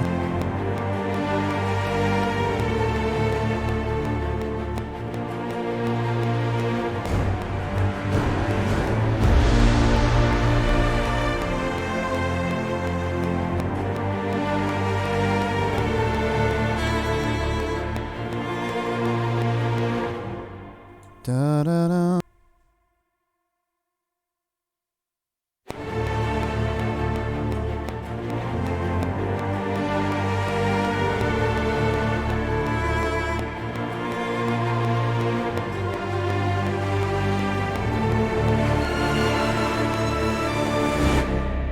Ah, man, I keep hearing things that I'm going to do. Okay.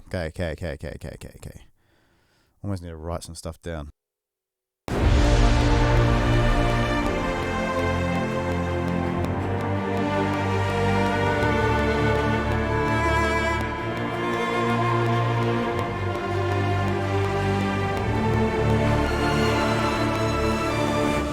I'm going to bring the bass note in on when that counter line comes in. It'll just help tie things together a bit nice.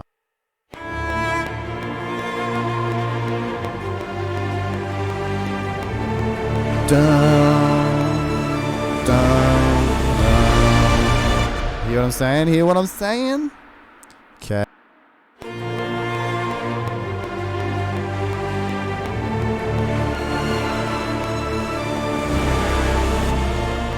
I wonder if I can delay that bass note actually. That might work.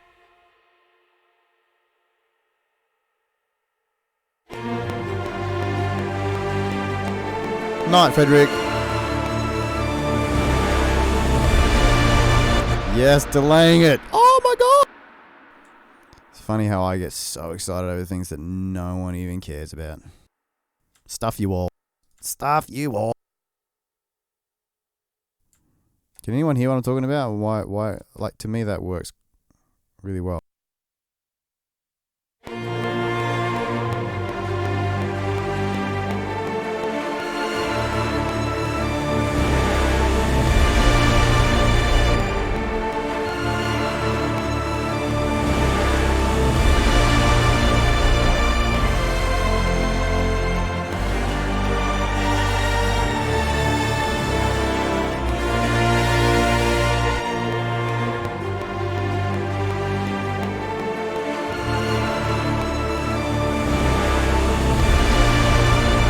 I'm going to layer some marcatos over those sustains in the bass. Maybe the cellos. Just want a little bit more bite. Not crazy, but just like I want to swell on the entrance of that bass.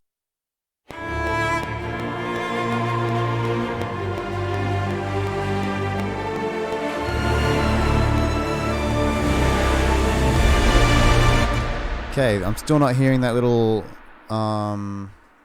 Still not hearing that da da da da don't don't don't those three notes. I got options. You know how I said before that I'm risking losing the whole Game of Thrones vibe here by making it too pretty. Let's just make it way too pretty and see what it sounds like. I'm gonna often to accent notes like that. Don't don't don't. A Glockenspiel is like the ultimate Disney thing to do. Let's just try. Because it just cuts over the whole orchestra.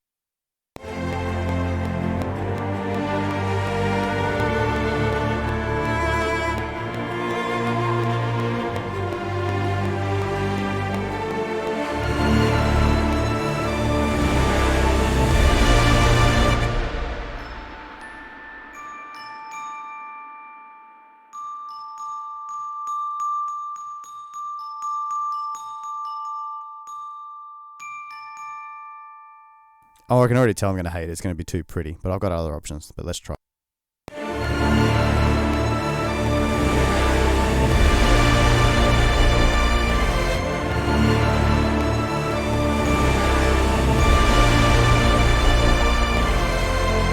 Okay, let's just have a bit of fun for a second. I'm not going to keep this because I don't like it. But you know what else is heaps Disney? I've been doing a bunch of Disney trailers lately. Can you tell? Can you tell?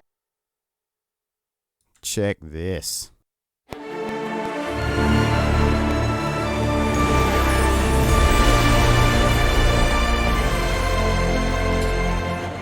Vomit! I want this to stay sincere, not too Mary Poppins. How am I liking Cubase 10? I'm actually loving it. I'm having zero issues with it. But I'm finding the common thing that people seem to be struggling with is the Mac version of stuff. So Mac Cubase doesn't seem to be as stable as Windows Cubase these days. At least from what I've noticed anyway. Yeah, I hear you, Paul. Seeing how other people tweak stuff it's kind of cool. Or even just how they work in their template in general. It's fun to sort of see. It's not Cinematic Studio Brass, Wayne. It's a custom brass library. Night, Frederick. Can't remember if I said that already. A podcast, Danger Cat? Do you reckon it would still be interesting if you couldn't see what was going on? I guess, because it's all about hearing. Not a bad idea. Paul, I'm glad you found the bass. And by the way, Big Daddy. Paul. So, Big Daddy, this is like the bane of my existence. There is 2 Blake Robinsons. One is me from Australia, and there's another one who just so happens to do a lot of great orchestral work as well and works for Spitfire. He is from somewhere in the UK somewhere, I think. Yeah, and he's a legend, but he is the one who made the BRSO articulate. He's the one who's synthetic orchestra and all that kind of stuff. I try to stick to the name blakus for all my stuff. Purely because he rules the internet as far as Google search results go. So there's just way too much confusion. So blakus it is. So yeah.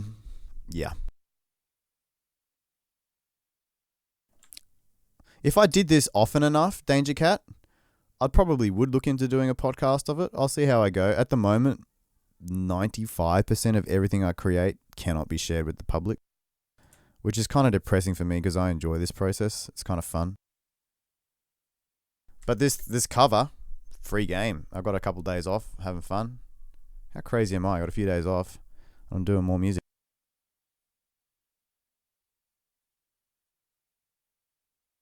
No worries, Big Daddy.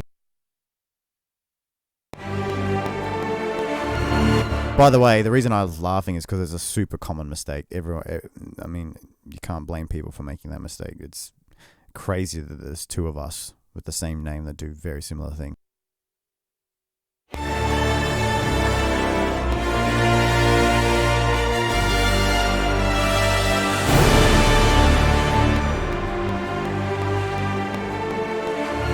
Alright, I'm deleting this Disney stuff. Still looking for a way to emphasize that da da da da da da da, because I want it to lead really nice. I want it to like lead people into the theme note. So I can double it with, I could even do it with the trumpet. I could do it with, I think the French horn is only doing chords, so I could make them stop playing their chords to emphasize that. Let's have a look. Thanks, Danger Cat. I'd appreciate that.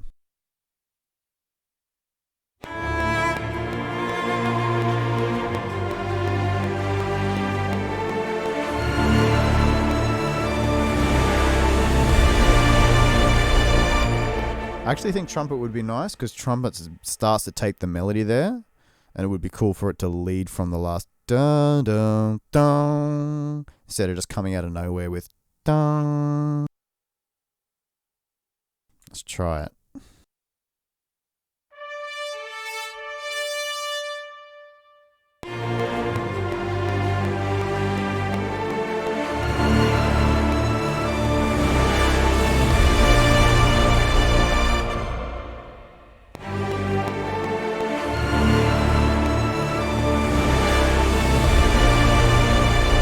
Don't know if I love it.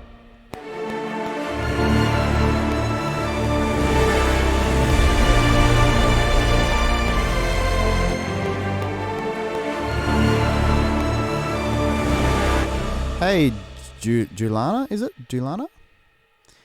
Pro Tools fam, what's my color scheme? I'm just using what I thought was default colors. I've been using these forever. Because I don't ever remember making these colors, but it's very possible that I did like 7 years ago when I first started using Cubase, or first started doing this.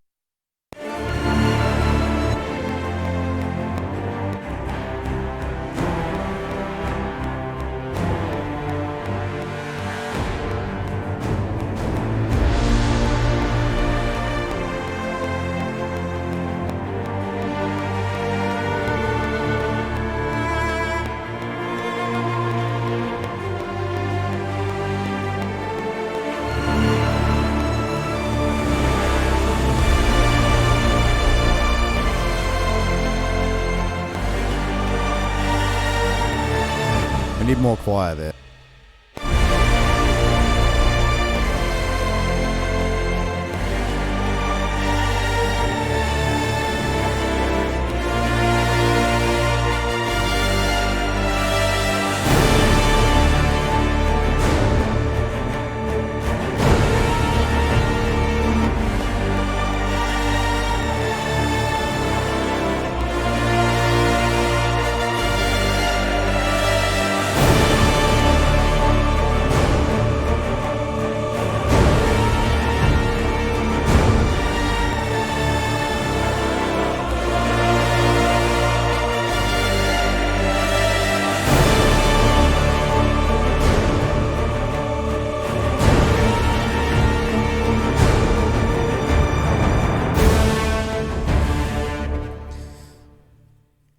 Can't remember if I said it or not already. No worries, mass level.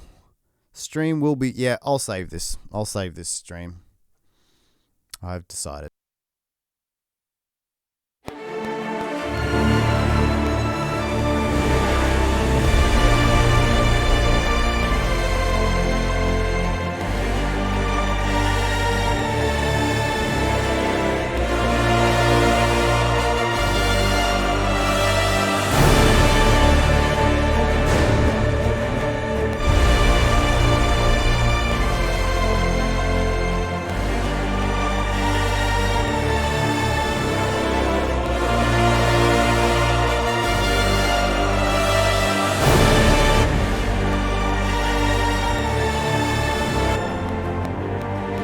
See ya, cinematic captures.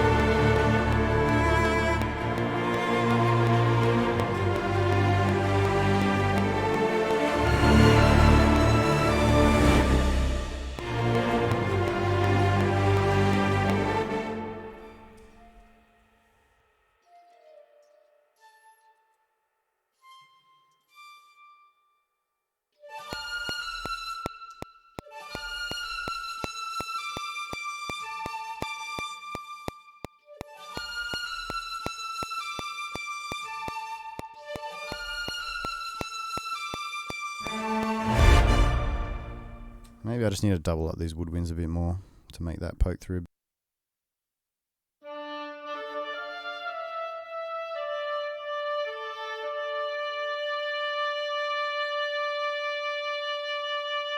This is my problem with Berlin woodwinds. Look at that cut I've got at 1.5K.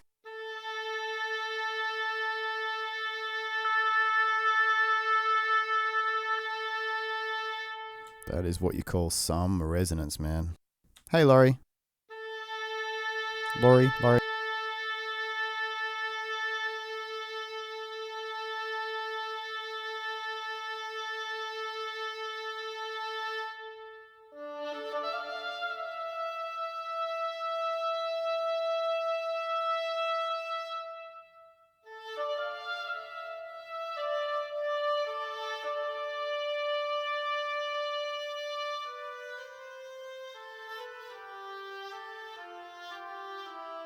Well, my question is, Paul, how the heck do they do it in a live orchestra situation? Because I swear woodwinds in the soundtracks I hear don't have that nastiness, man.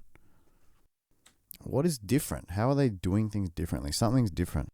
But you're right. I mean, yes, they're always going to need some kind of cut around there. But like 16 dB? What the heck? What the heck, mate? What are they thinking? Absolutely ridiculous.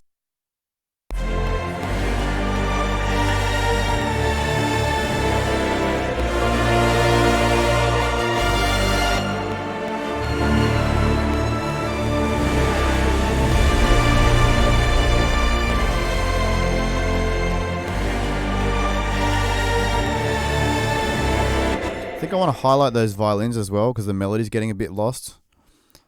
So I'm going to do a common mixing trick in this situation. Violins can very easily get overwhelmed by all the brass and stuff. So an actual mixer in a session would just boost the violin section mics to highlight the parts there. So let's fiddle with that.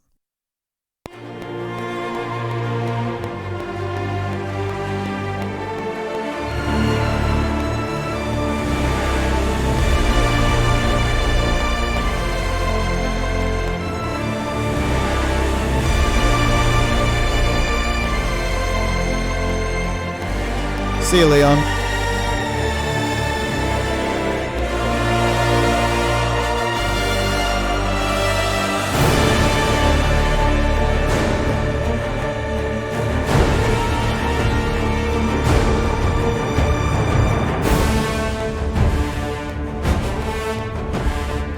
Alright, we're starting to get some potential here.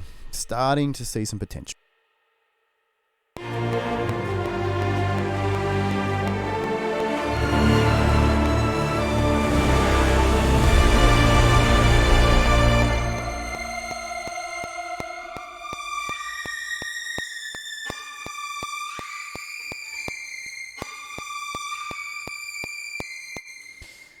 Paul, help me out.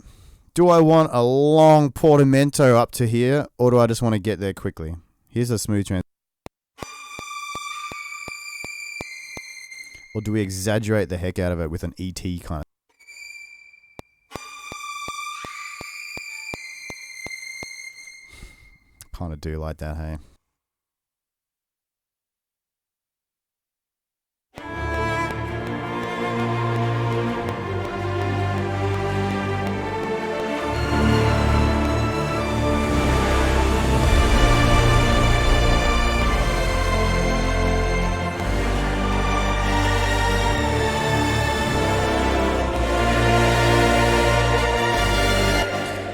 There is some Albion in here, Laurie. Not much. I think... Oh, no, actually there isn't yet. But I do use Albion sometimes. What's the rest what doing? What are you talking about, bro?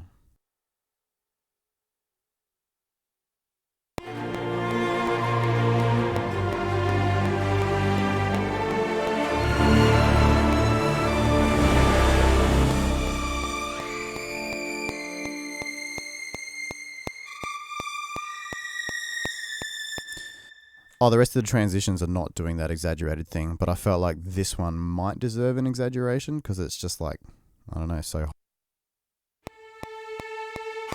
No, in context, it doesn't stand out at all. It kind of adds to some of the nice humanness of it all.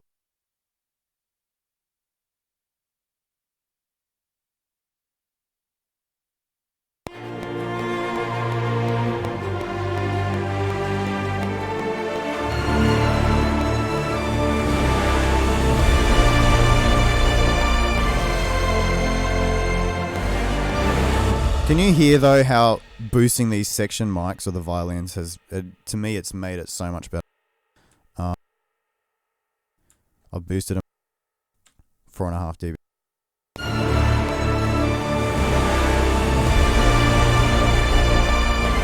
Let me boost it even more, see what...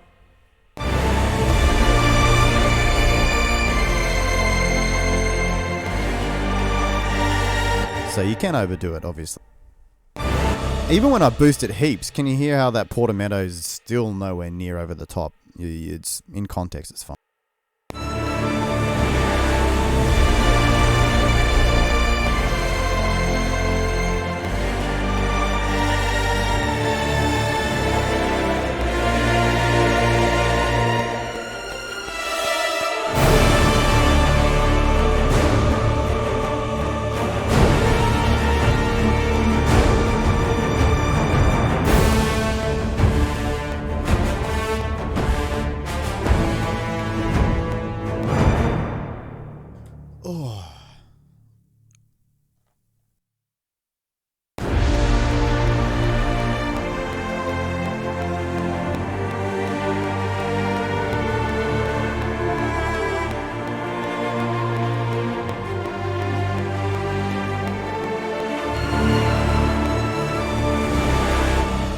To emphasize that dum bum, I'm gonna add some timpani to it. What do you reckon?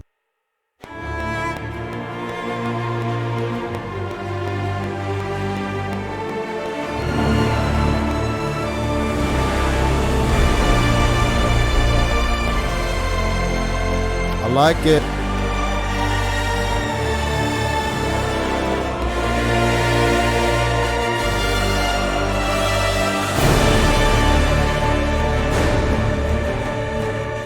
Okay, the dun dun dun dun dun dun is actually really hard to do with samples because the way that they're playing it in real life is It's really big, long notes, but they're connected. Dun, dun, dun, dun, dun, dun. It's not a short note. It's not a long note. It's those in-between kind of notes that I was talking about earlier. I will be right back. I think my little daughter is trying to enter the room. Actually, I'll get a drink of water. I'm going to call a 2-minute break. I'll be right back.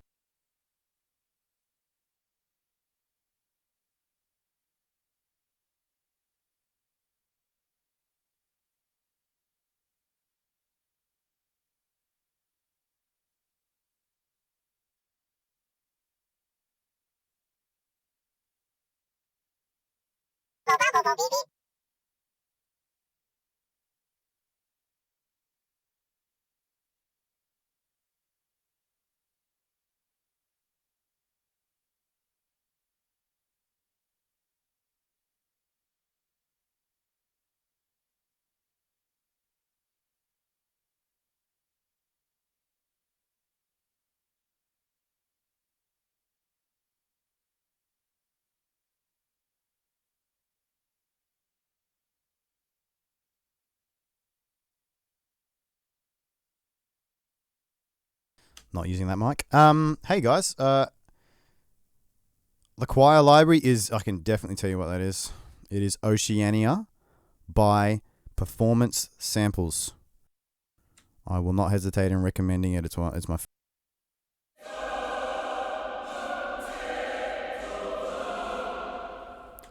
Holy cow. That's a lot of reverb.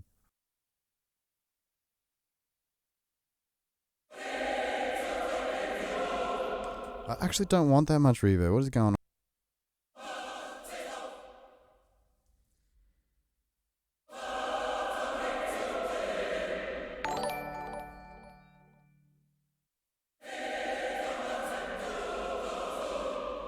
Stuff it. I'll figure it out later.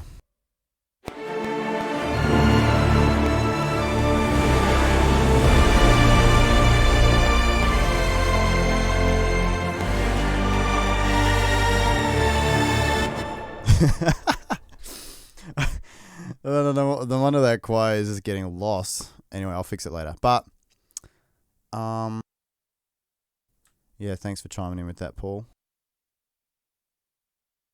How can you become my student? It's not possible because this room that I'm in is only big enough for the one of us.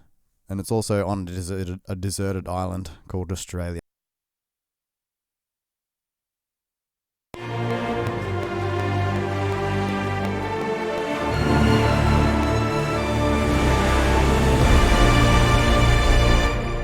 Da da da da da da da. It's still not strong enough. What the heck do I double it with? It would sound so sick on violins. Da da da da. But it would be stupid to do that because the violins are already carrying the melody. Having a violin doing a counter line as well would be it would not sound as satisfying. We want to keep interest here. We want people to be like, oh, that's nice. It's a nice change.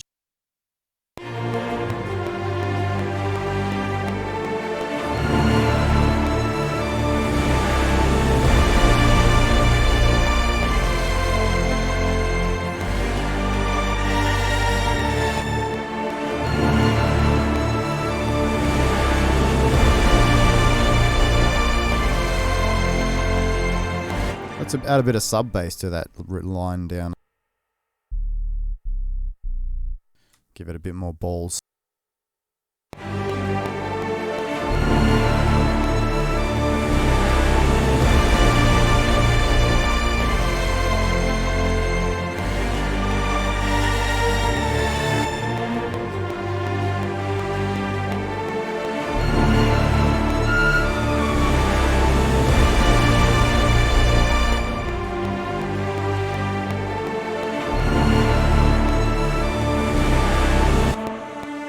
Got it in the cellos as well.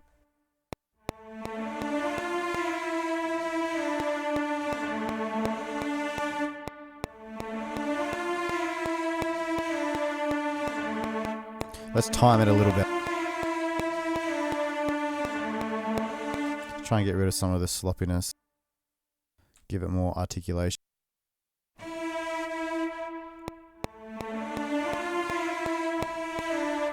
And a lot of people don't do this, but just because your libraries have legato transitions doesn't mean you have to use them. And in this case, I feel like the legato is actually slopping things up too much. So I'm actually going to disconnect some of the notes.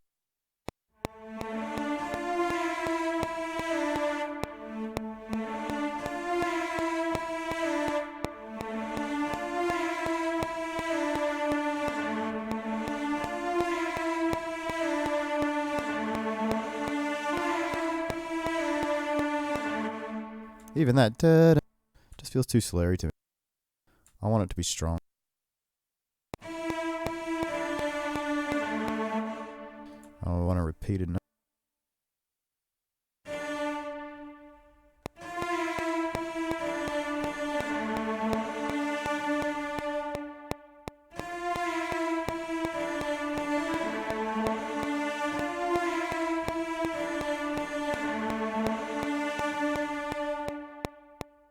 It's only a small thing. It's probably not going to make a huge difference in the whole context of things, but whatever helps, I say.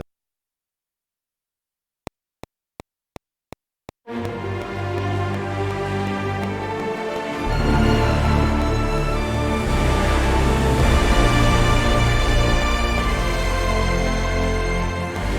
going to make the violas double it too, maybe? Oh, no, they're already doing something.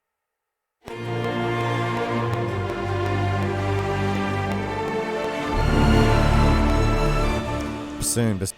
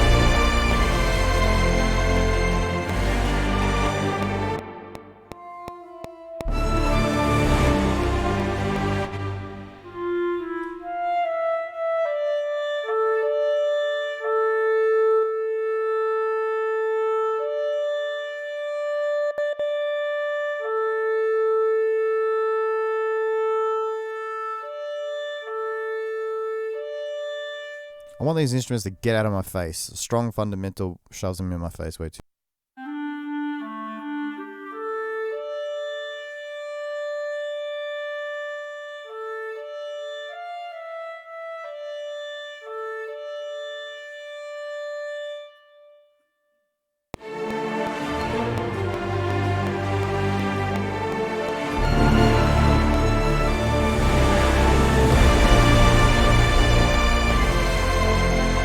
Okay, it's already starting to get strong with each thing. Normally the woodwinds should be, if they're wanting to be heard over this stuff, they should be playing unison octaves anyway, so I thought this Hollywood Woodwinds octaves patch would kind of do it enough, but I'm not willing to crank its volume higher because it sounds...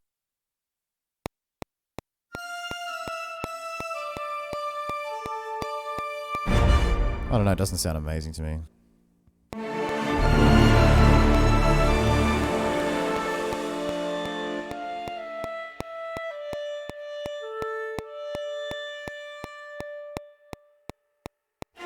I don't actually have an online course. I mean, I've got some YouTube videos up on my YouTube channel, but apart from that, I'm not sure what I would put in my course, to be honest. I'll let you. I'll make it. I'll advertise it everywhere if I do, though.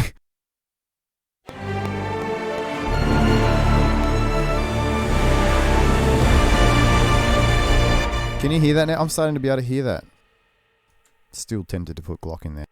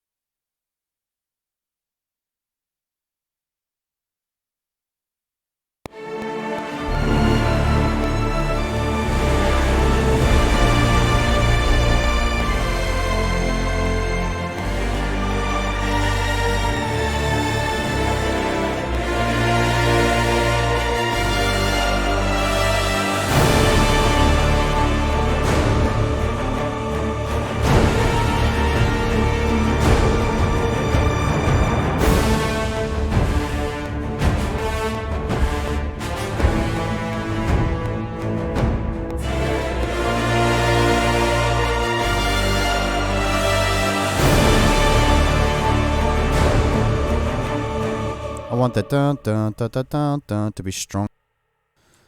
And I think the problem is at the moment it's just very short notes. Dun dun dun dun dun dun. Let me try and layer in some markup. It's going to sound silly by itself. Kind of like what I did with brass. It's more about trying to get an approximation of reality than actual reality.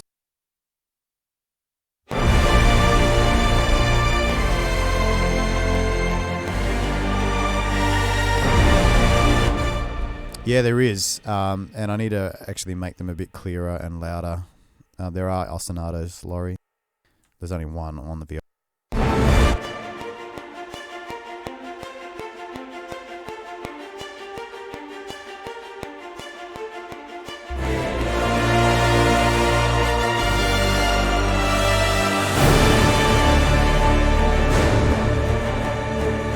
Don't. Dun, dun, dun, dun, dun, dun. Even if I just accent those two slightly longer notes with.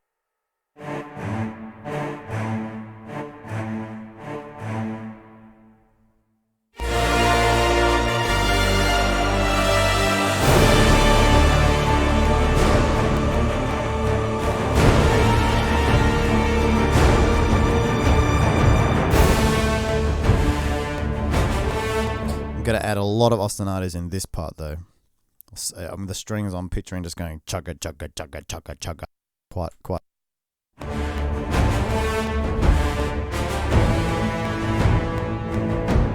At the moment, I've just got a placeholder bass part playing with this, playing spiccatos and stuff, but I'm going to add to.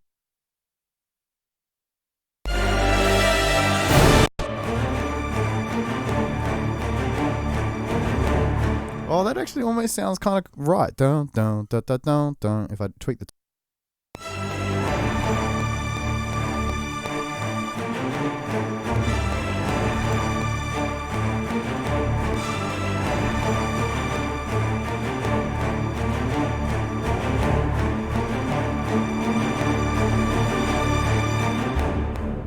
Okay, I need to do the same with the violas, the octave.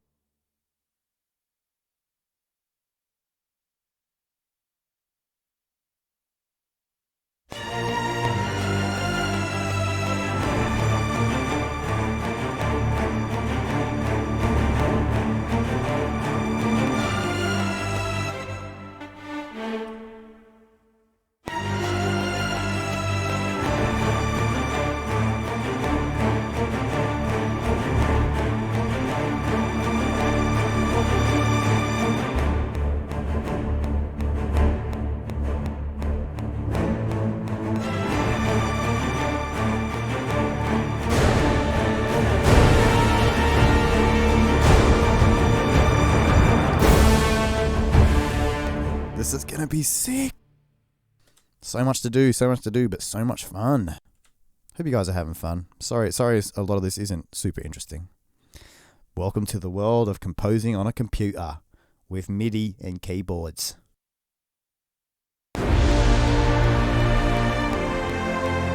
Thanks, Laurie.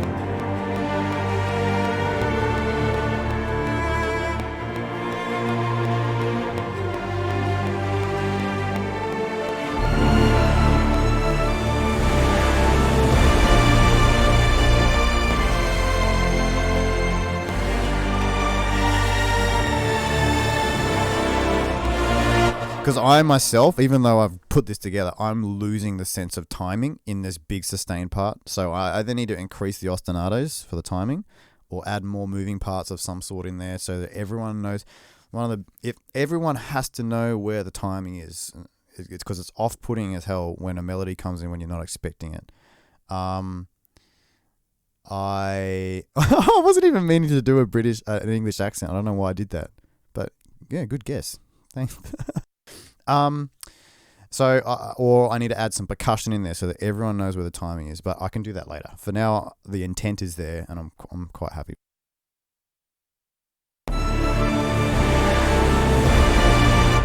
Also, my intro, I can't even remember what I did for the.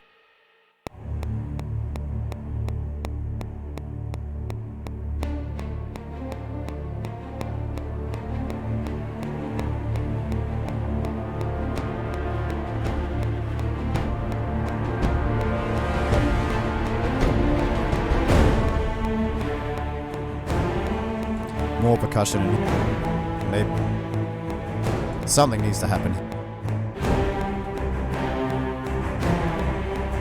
Not too much, but just something. There's not enough interest. I'll figure it out later. Especially in the second repeat here. Something else needs to happen. Too boring.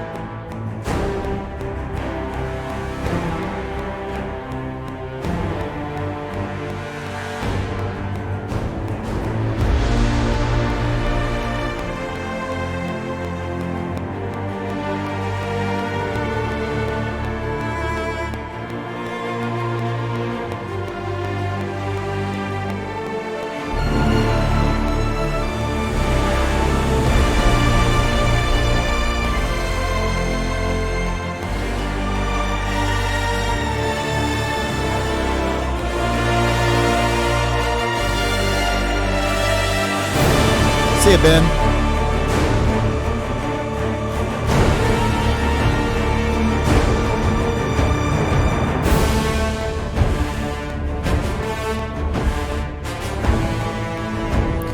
More harmonic stuff in here.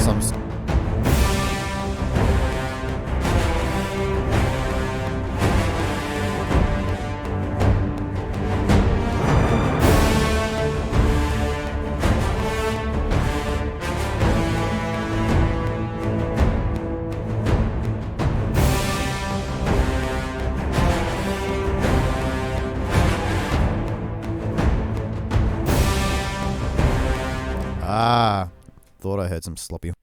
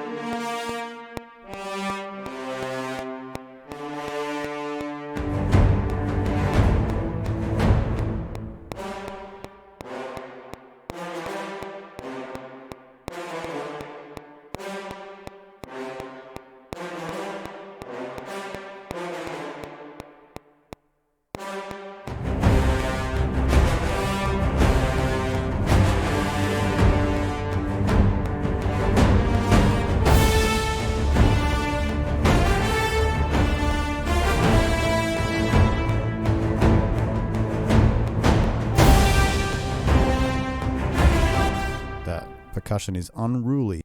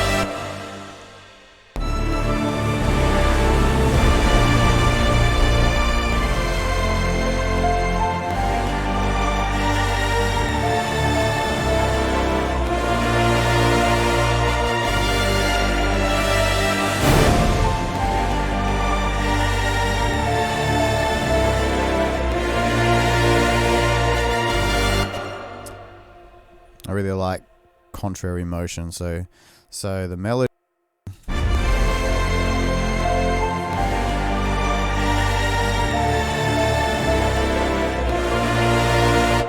melody's kind of going down while the counter melody goes up, and just that stuff feels satisfying.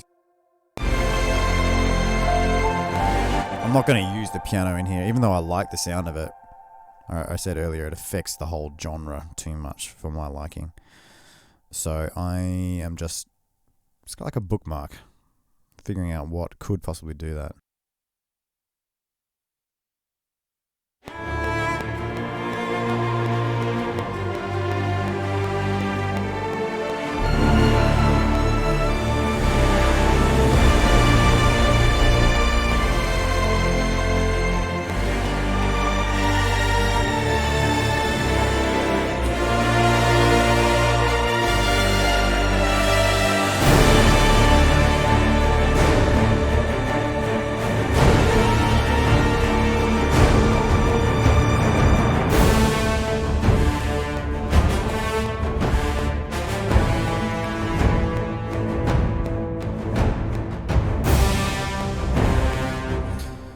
I know we're going to need some more subdivision in here, so let's get some smaller percussion happening, just because it's inevitable.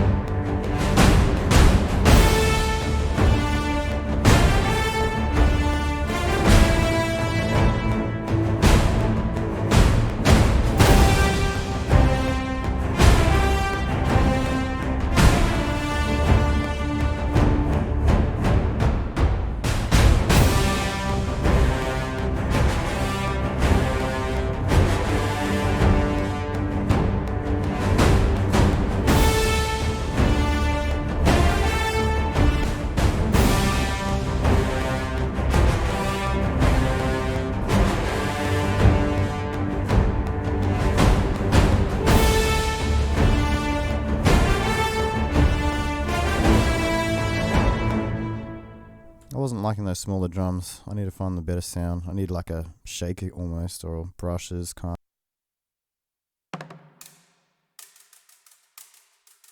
I always used to default to this sound, but I need to find better sounds.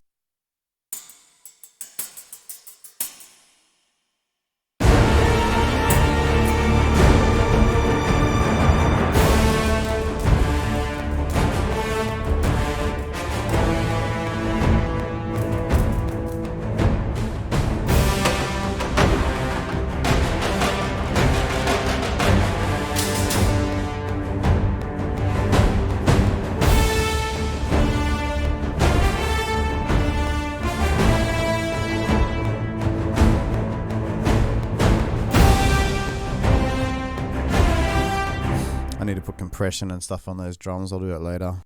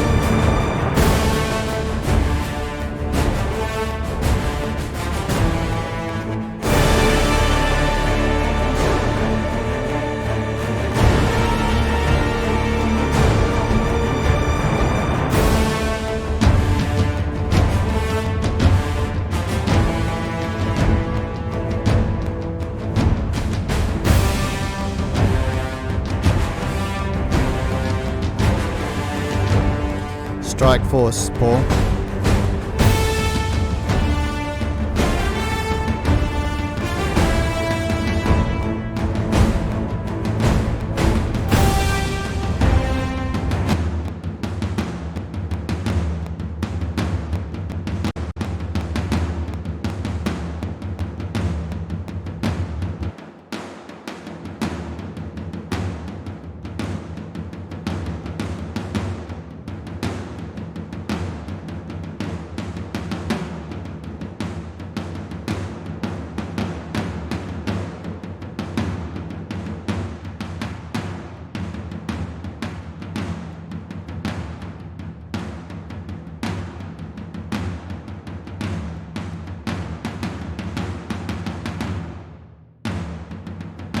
I'm after a bit more sustain on those hits, and these drums kind of have a nice...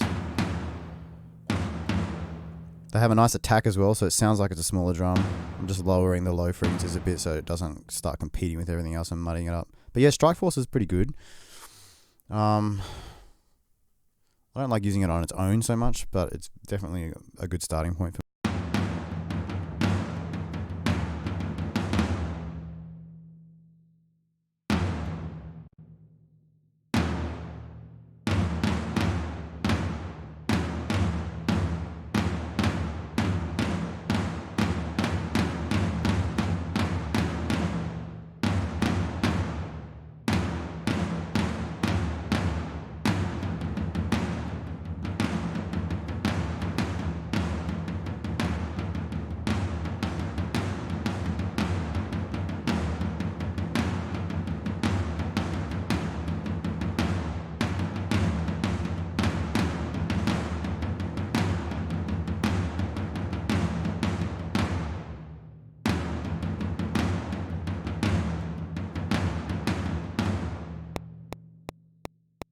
This might not even work, so we'll see.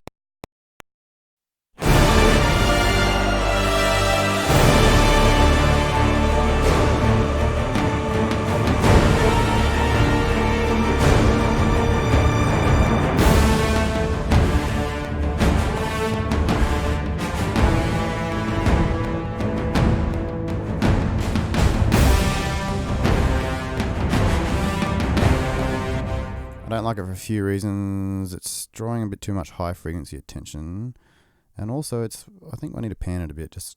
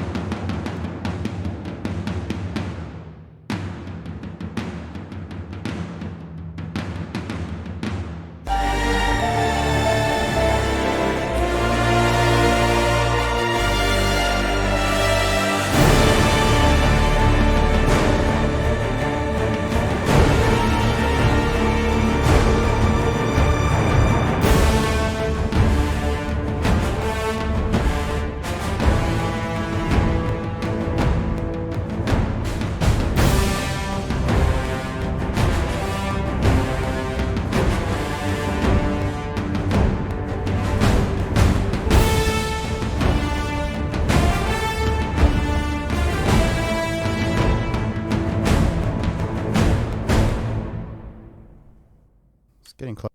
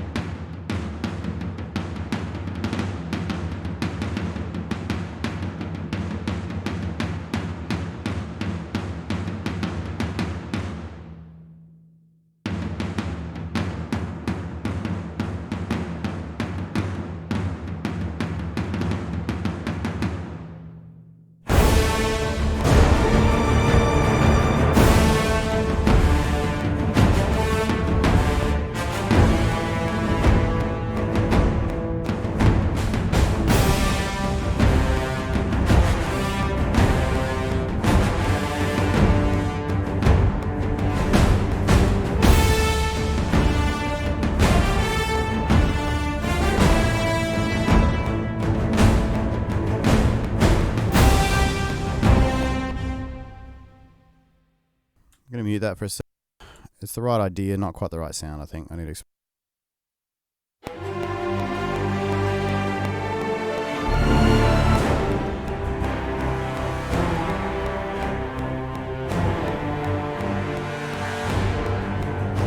Hey, Stephen.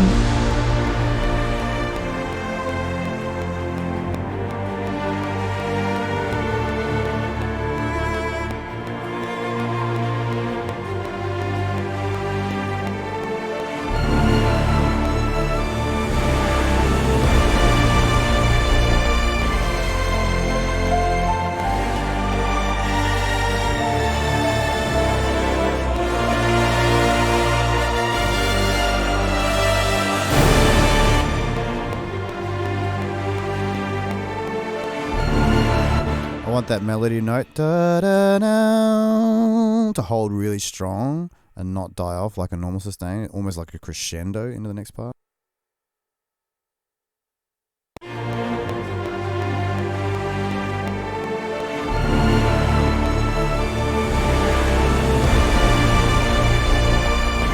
Yeah, it's the transient that I don't like, Paul. And I think it's just the way they've been processed in that Stretsov library. I'll try a different sound.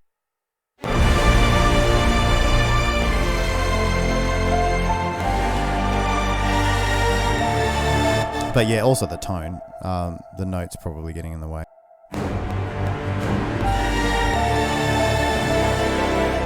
Could definitely try tuning it. It would help.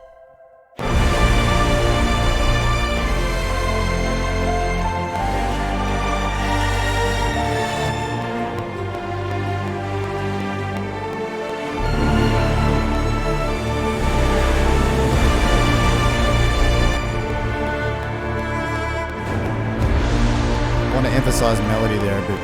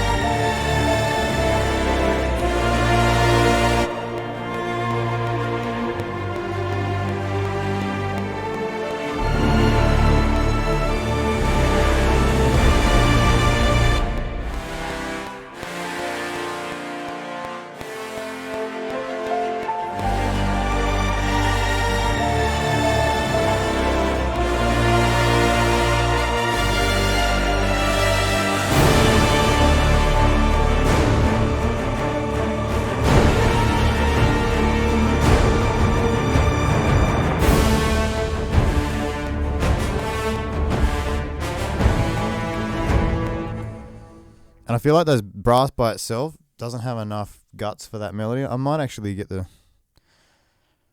maybe the cello should join in as well with it. I'm not sure.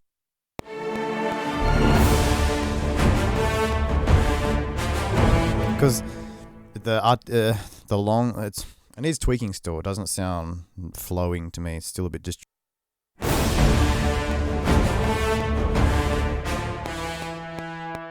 and a lot of that is to do with these long note curves. The way the notes release make all the.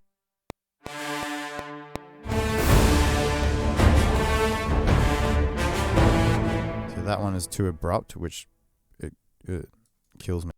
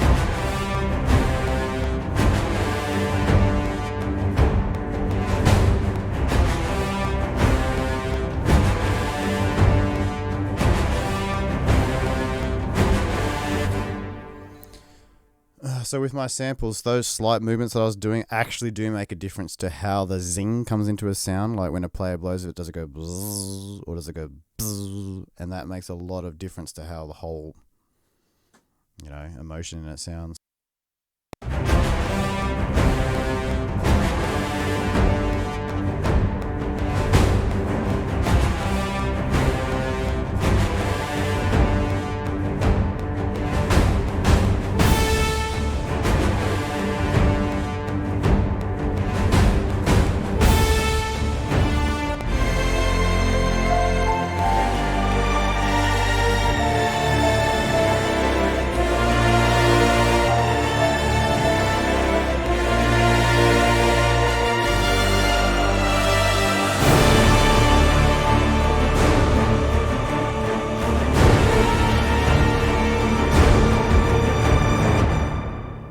worries.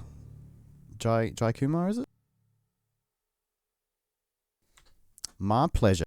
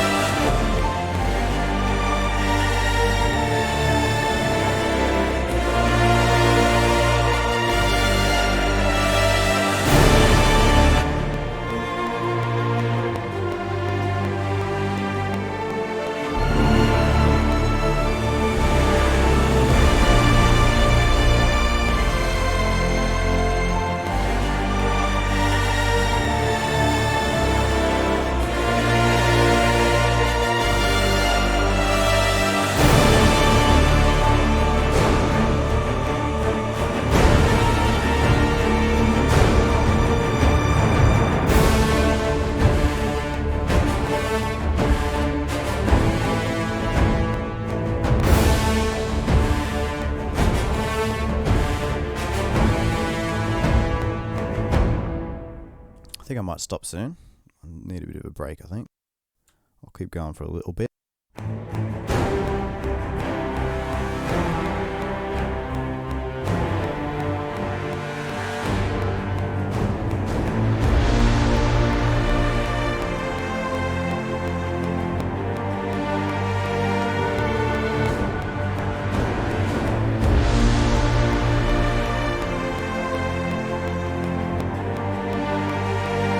Needs another hit there. My trailer instincts are kind of stepping in, even though this isn't a trailer. Some things, old habits die hard.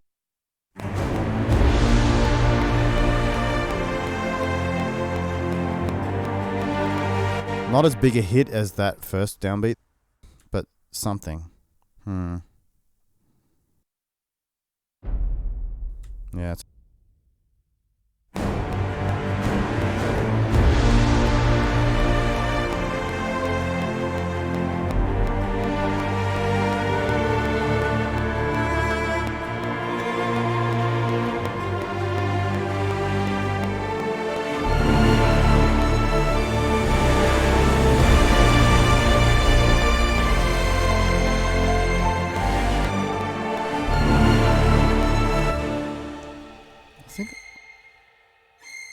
that epic climax chord is not coming off as big as I'd like.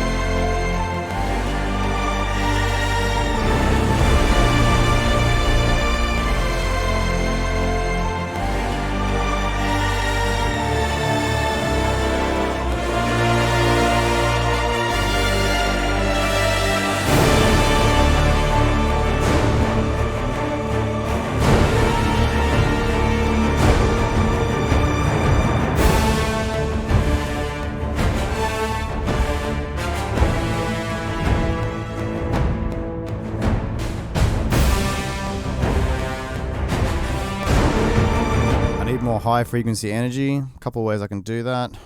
Trumpets are not playing in there. They could probably start supporting things harmonically until they come in with the melody up here.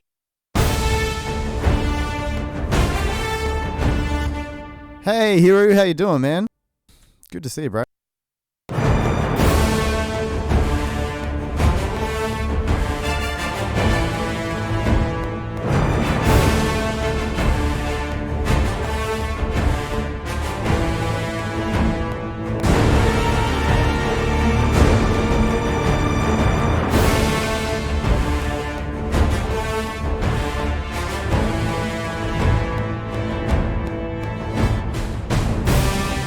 Trumpets is not right. Starts getting too, pretend John Williamsy.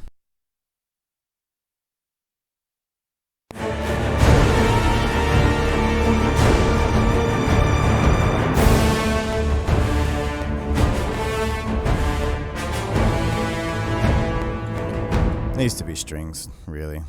They're not doing anything.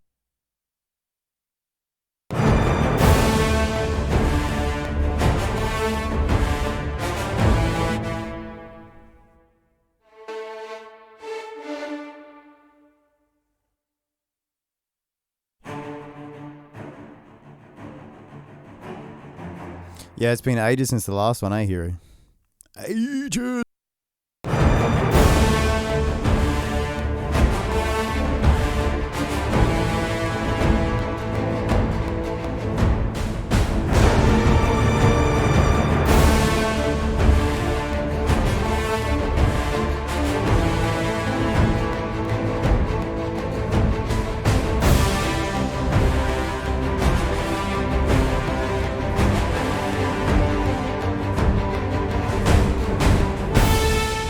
Something like that. And I played a wrong note there, but I actually liked it, so I'm going to probably develop a counter melody from Happy Accidents. Yeah!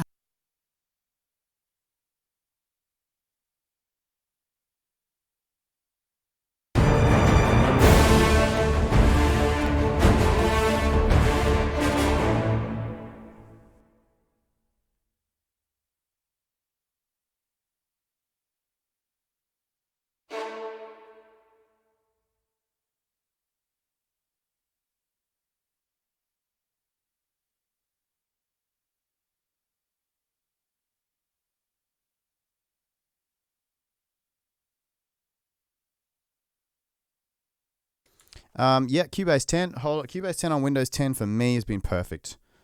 Absolutely perfect. Apart from sometimes crashing on exit, which to be honest, Cubase has never done properly for me anyway, so meh. What the heck? Why am I getting called Bob Ross all of a sudden by Paul? I don't talk like this, do I? In a nice calming way. I don't have big afro hair either. I don't know what your problem is. Let's just put a little one over there, shall we? Let's just put a little spiccato over there, you know? And we're just moving that way a little bit. You know, that's Bob Ross. Come on, man. We're making epic stuff here. Call me Vin Diesel of the music world or something. I don't know.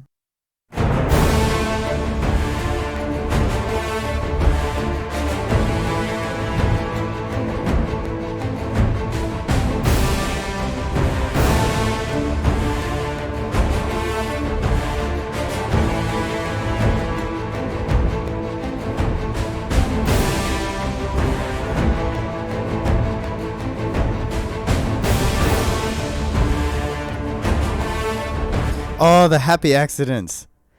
Duh. Okay. Warranted. I get it now.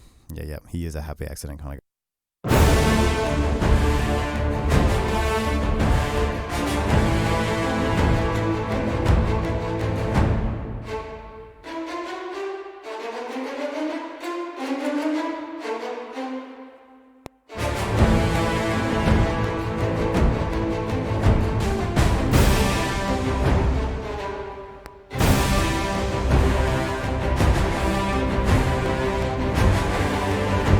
See, that was the note.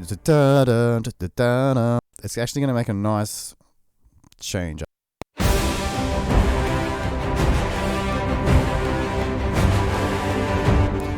The natural thing will be to follow just the normal chord, but I like the idea of not following the normal.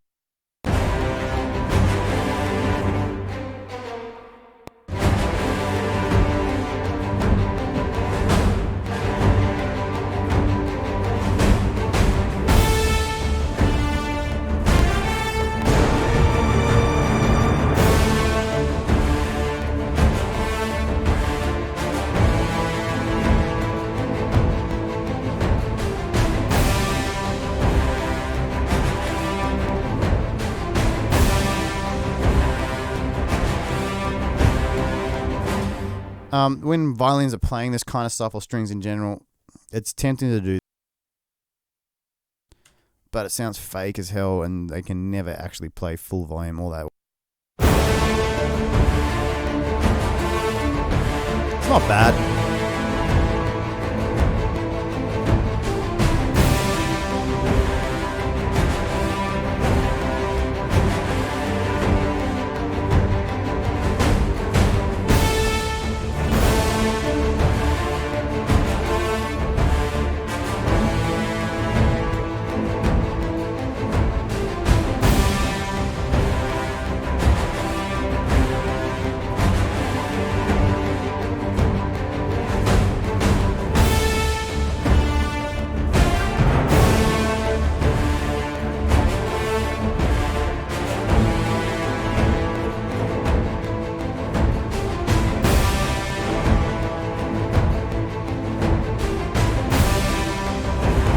Da-da-da-da-dum. I do want to do something different there, but not those particular notes. It sounds a bit happy. Da-da-da-da, da-da-da-dum. Woo, da-da-da-dum. Woo. This is badass. It's not time to be.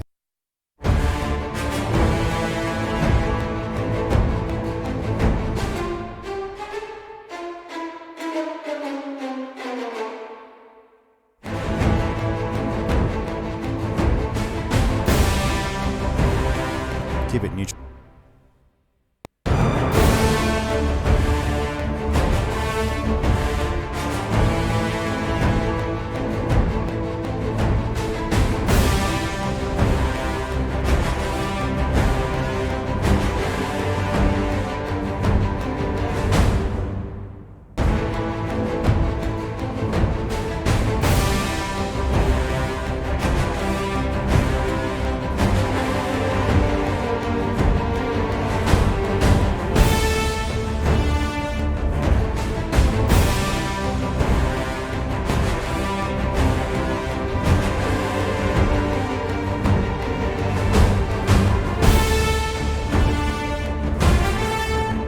Okay, you couldn't really hear that line there, but it's going to be sick. I hope it's going to be. Inspired by The Happy Accident, by the way. The harmony from The Happy Accident.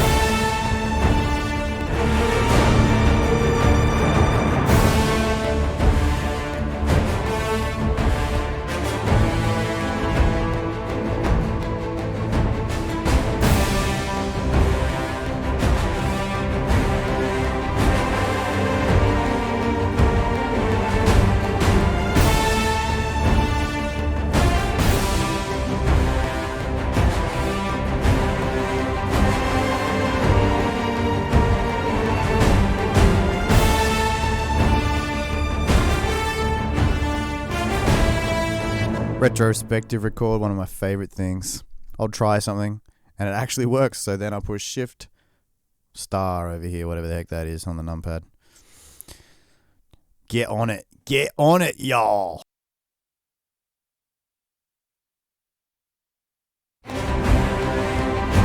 So I don't want the strings to go up in that counter melody. I like them staying meaty and low, but to get them heard at that level, I'm not going to mess. This is where having a balanced template's awesome.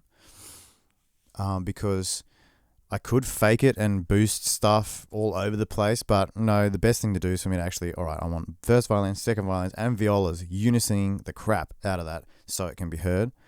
And I'm going to double it with a flute, the octave up, to give it some more higher harmonics so it can poke through a little bit more as well. And possibly it needs to unison actually in that range with clarinet and stuff as well. Because we've got brass. We've got brass absolutely blaring here. So to be heard with that, it's kind of a weak range for the strings. So it needs support probably from the woodwinds as well.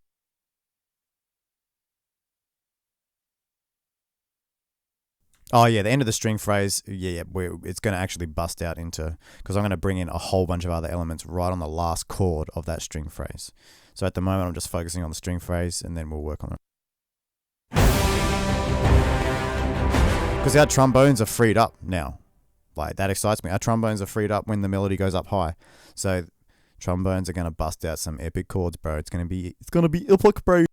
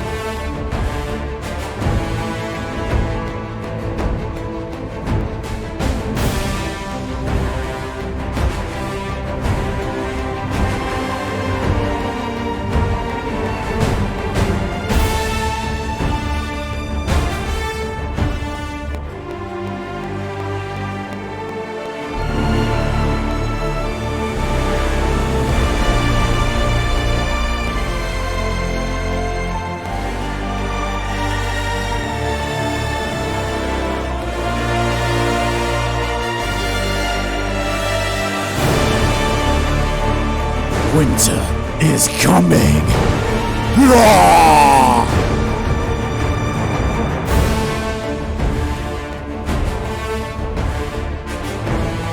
All right, I need those bass strings to be poking through. This is like, man, I'm imagining the most massive army of all time coming from marching against the wall right now.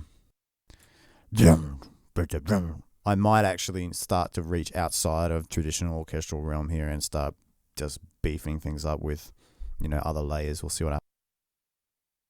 I don't want it to sound too crazy hybrid or anything like that, but I do want it to sound just big.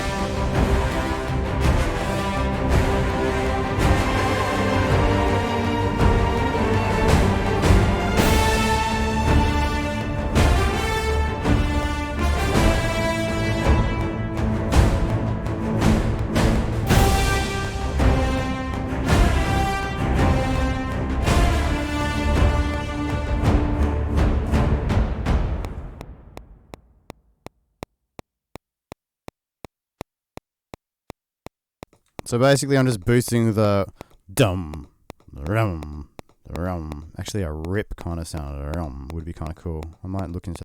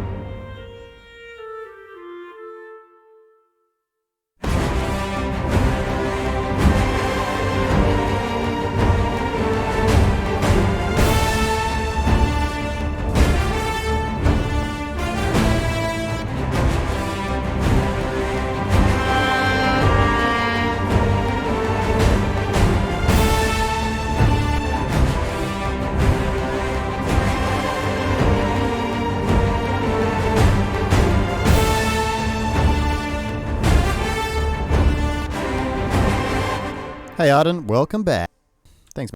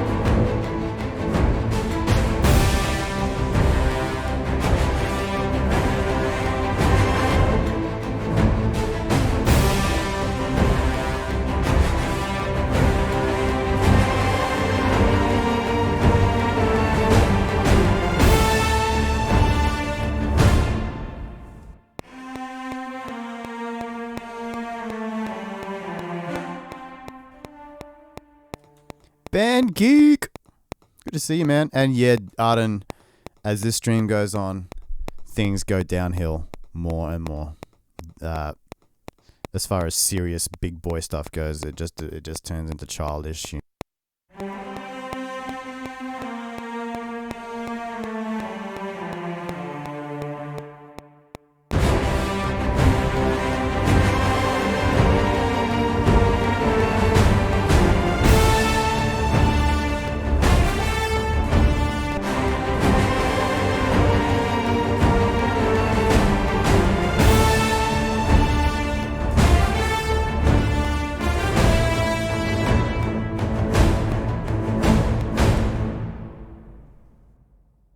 Alright, as the melody goes up, so does the accompaniment. So those spiccato violins before, let's put them on octave. See what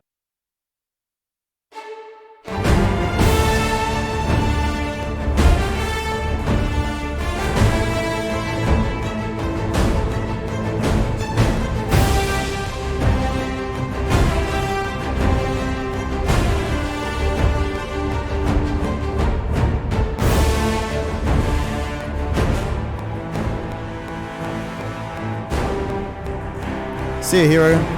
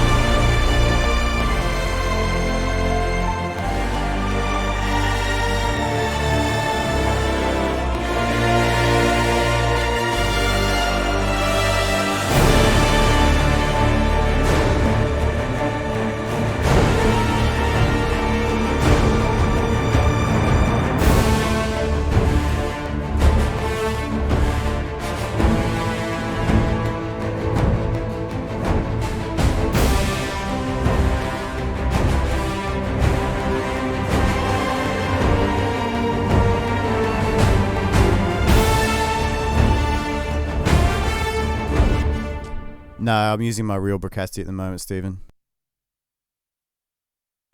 Sorry.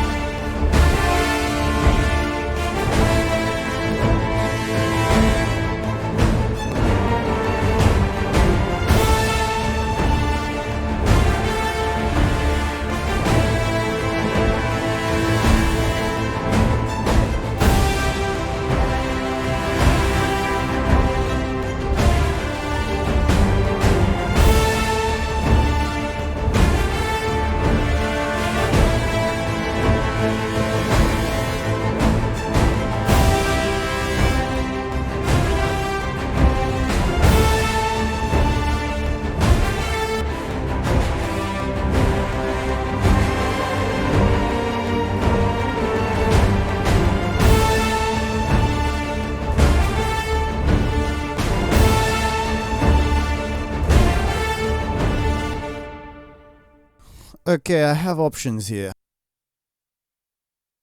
Trombones are free. Trombones are powerful.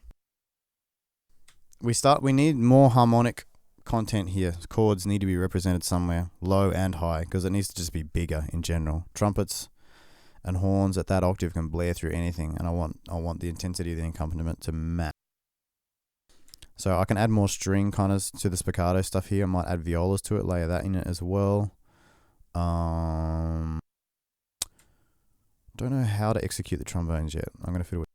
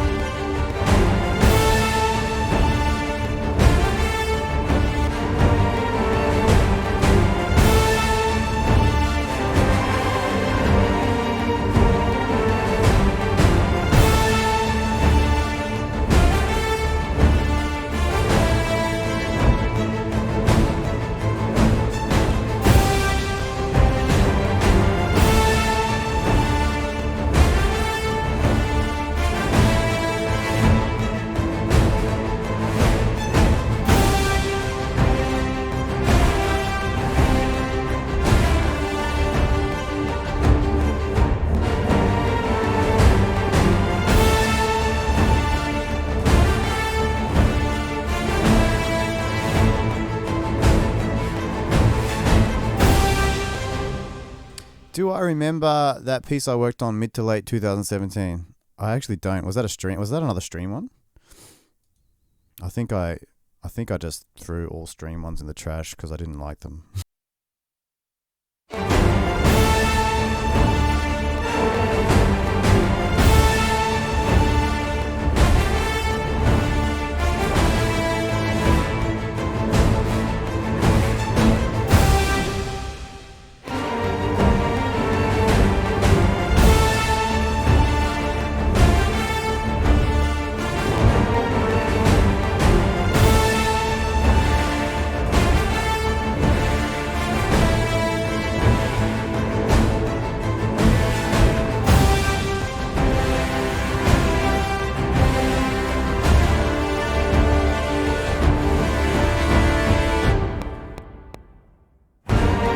Something in the gaps of the melody feels good. It's not fighting then. It had a big gong. Hey, this one's got a big gong too.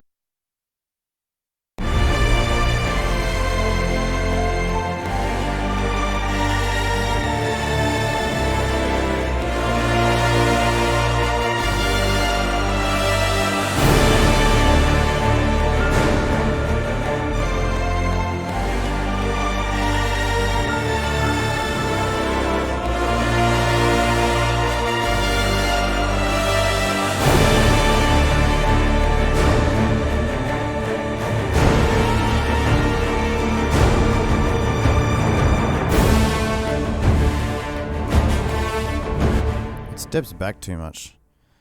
This needs to be full on.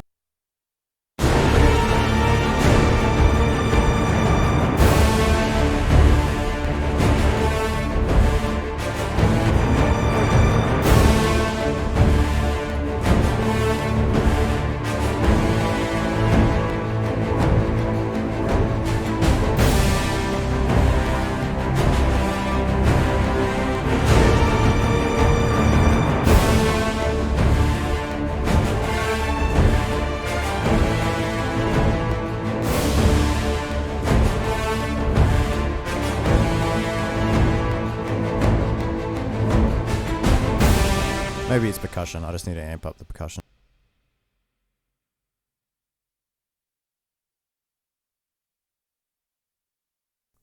Hey Peshka, it's actually a tricky one for me because I get a lot of email from people with that kind of stuff, and I physically can't reply to everyone in heaps of detail, so it's a bit tricky. Especially people asking for feedback on their pieces and stuff. It's quite a time-consuming exercise, and I just don't have time for it. I'm not trying to be like an ass about it all. And I guess doing videos like this is kind of my way of at least trying to help some people in some small way, maybe.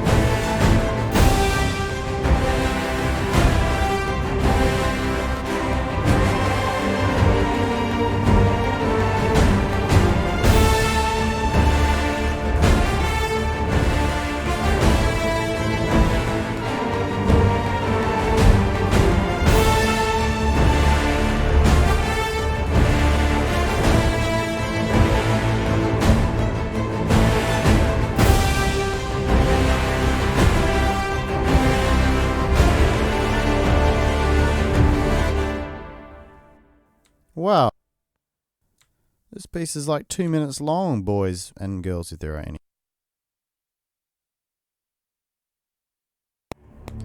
Alright, not bad for a couple of hours work. Still a lot to do though. I think I'm going to end the stream here-ish. Been going for 3.5 hours. What?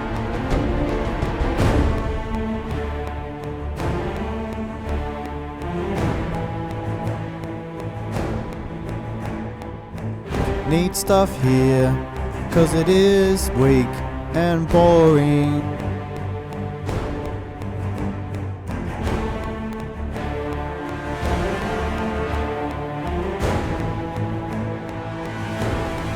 I'll fill it in one day.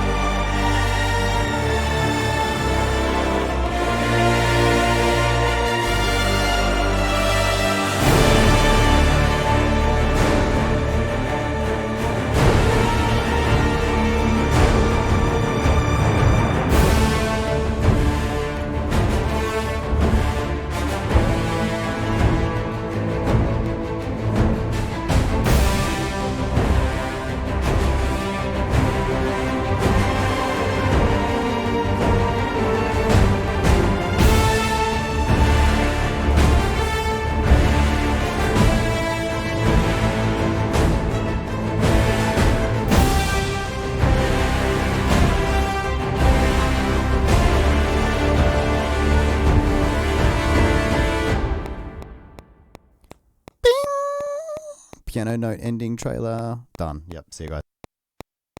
Jokes. That's not how we're going to end it. But either tomorrow or 2 days after that, I'm going to do another stream and we'll finish this.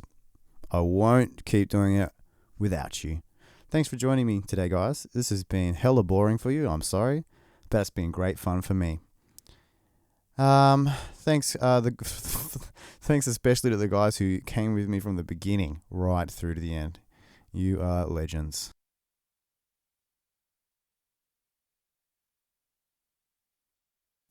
All right. Catch you later.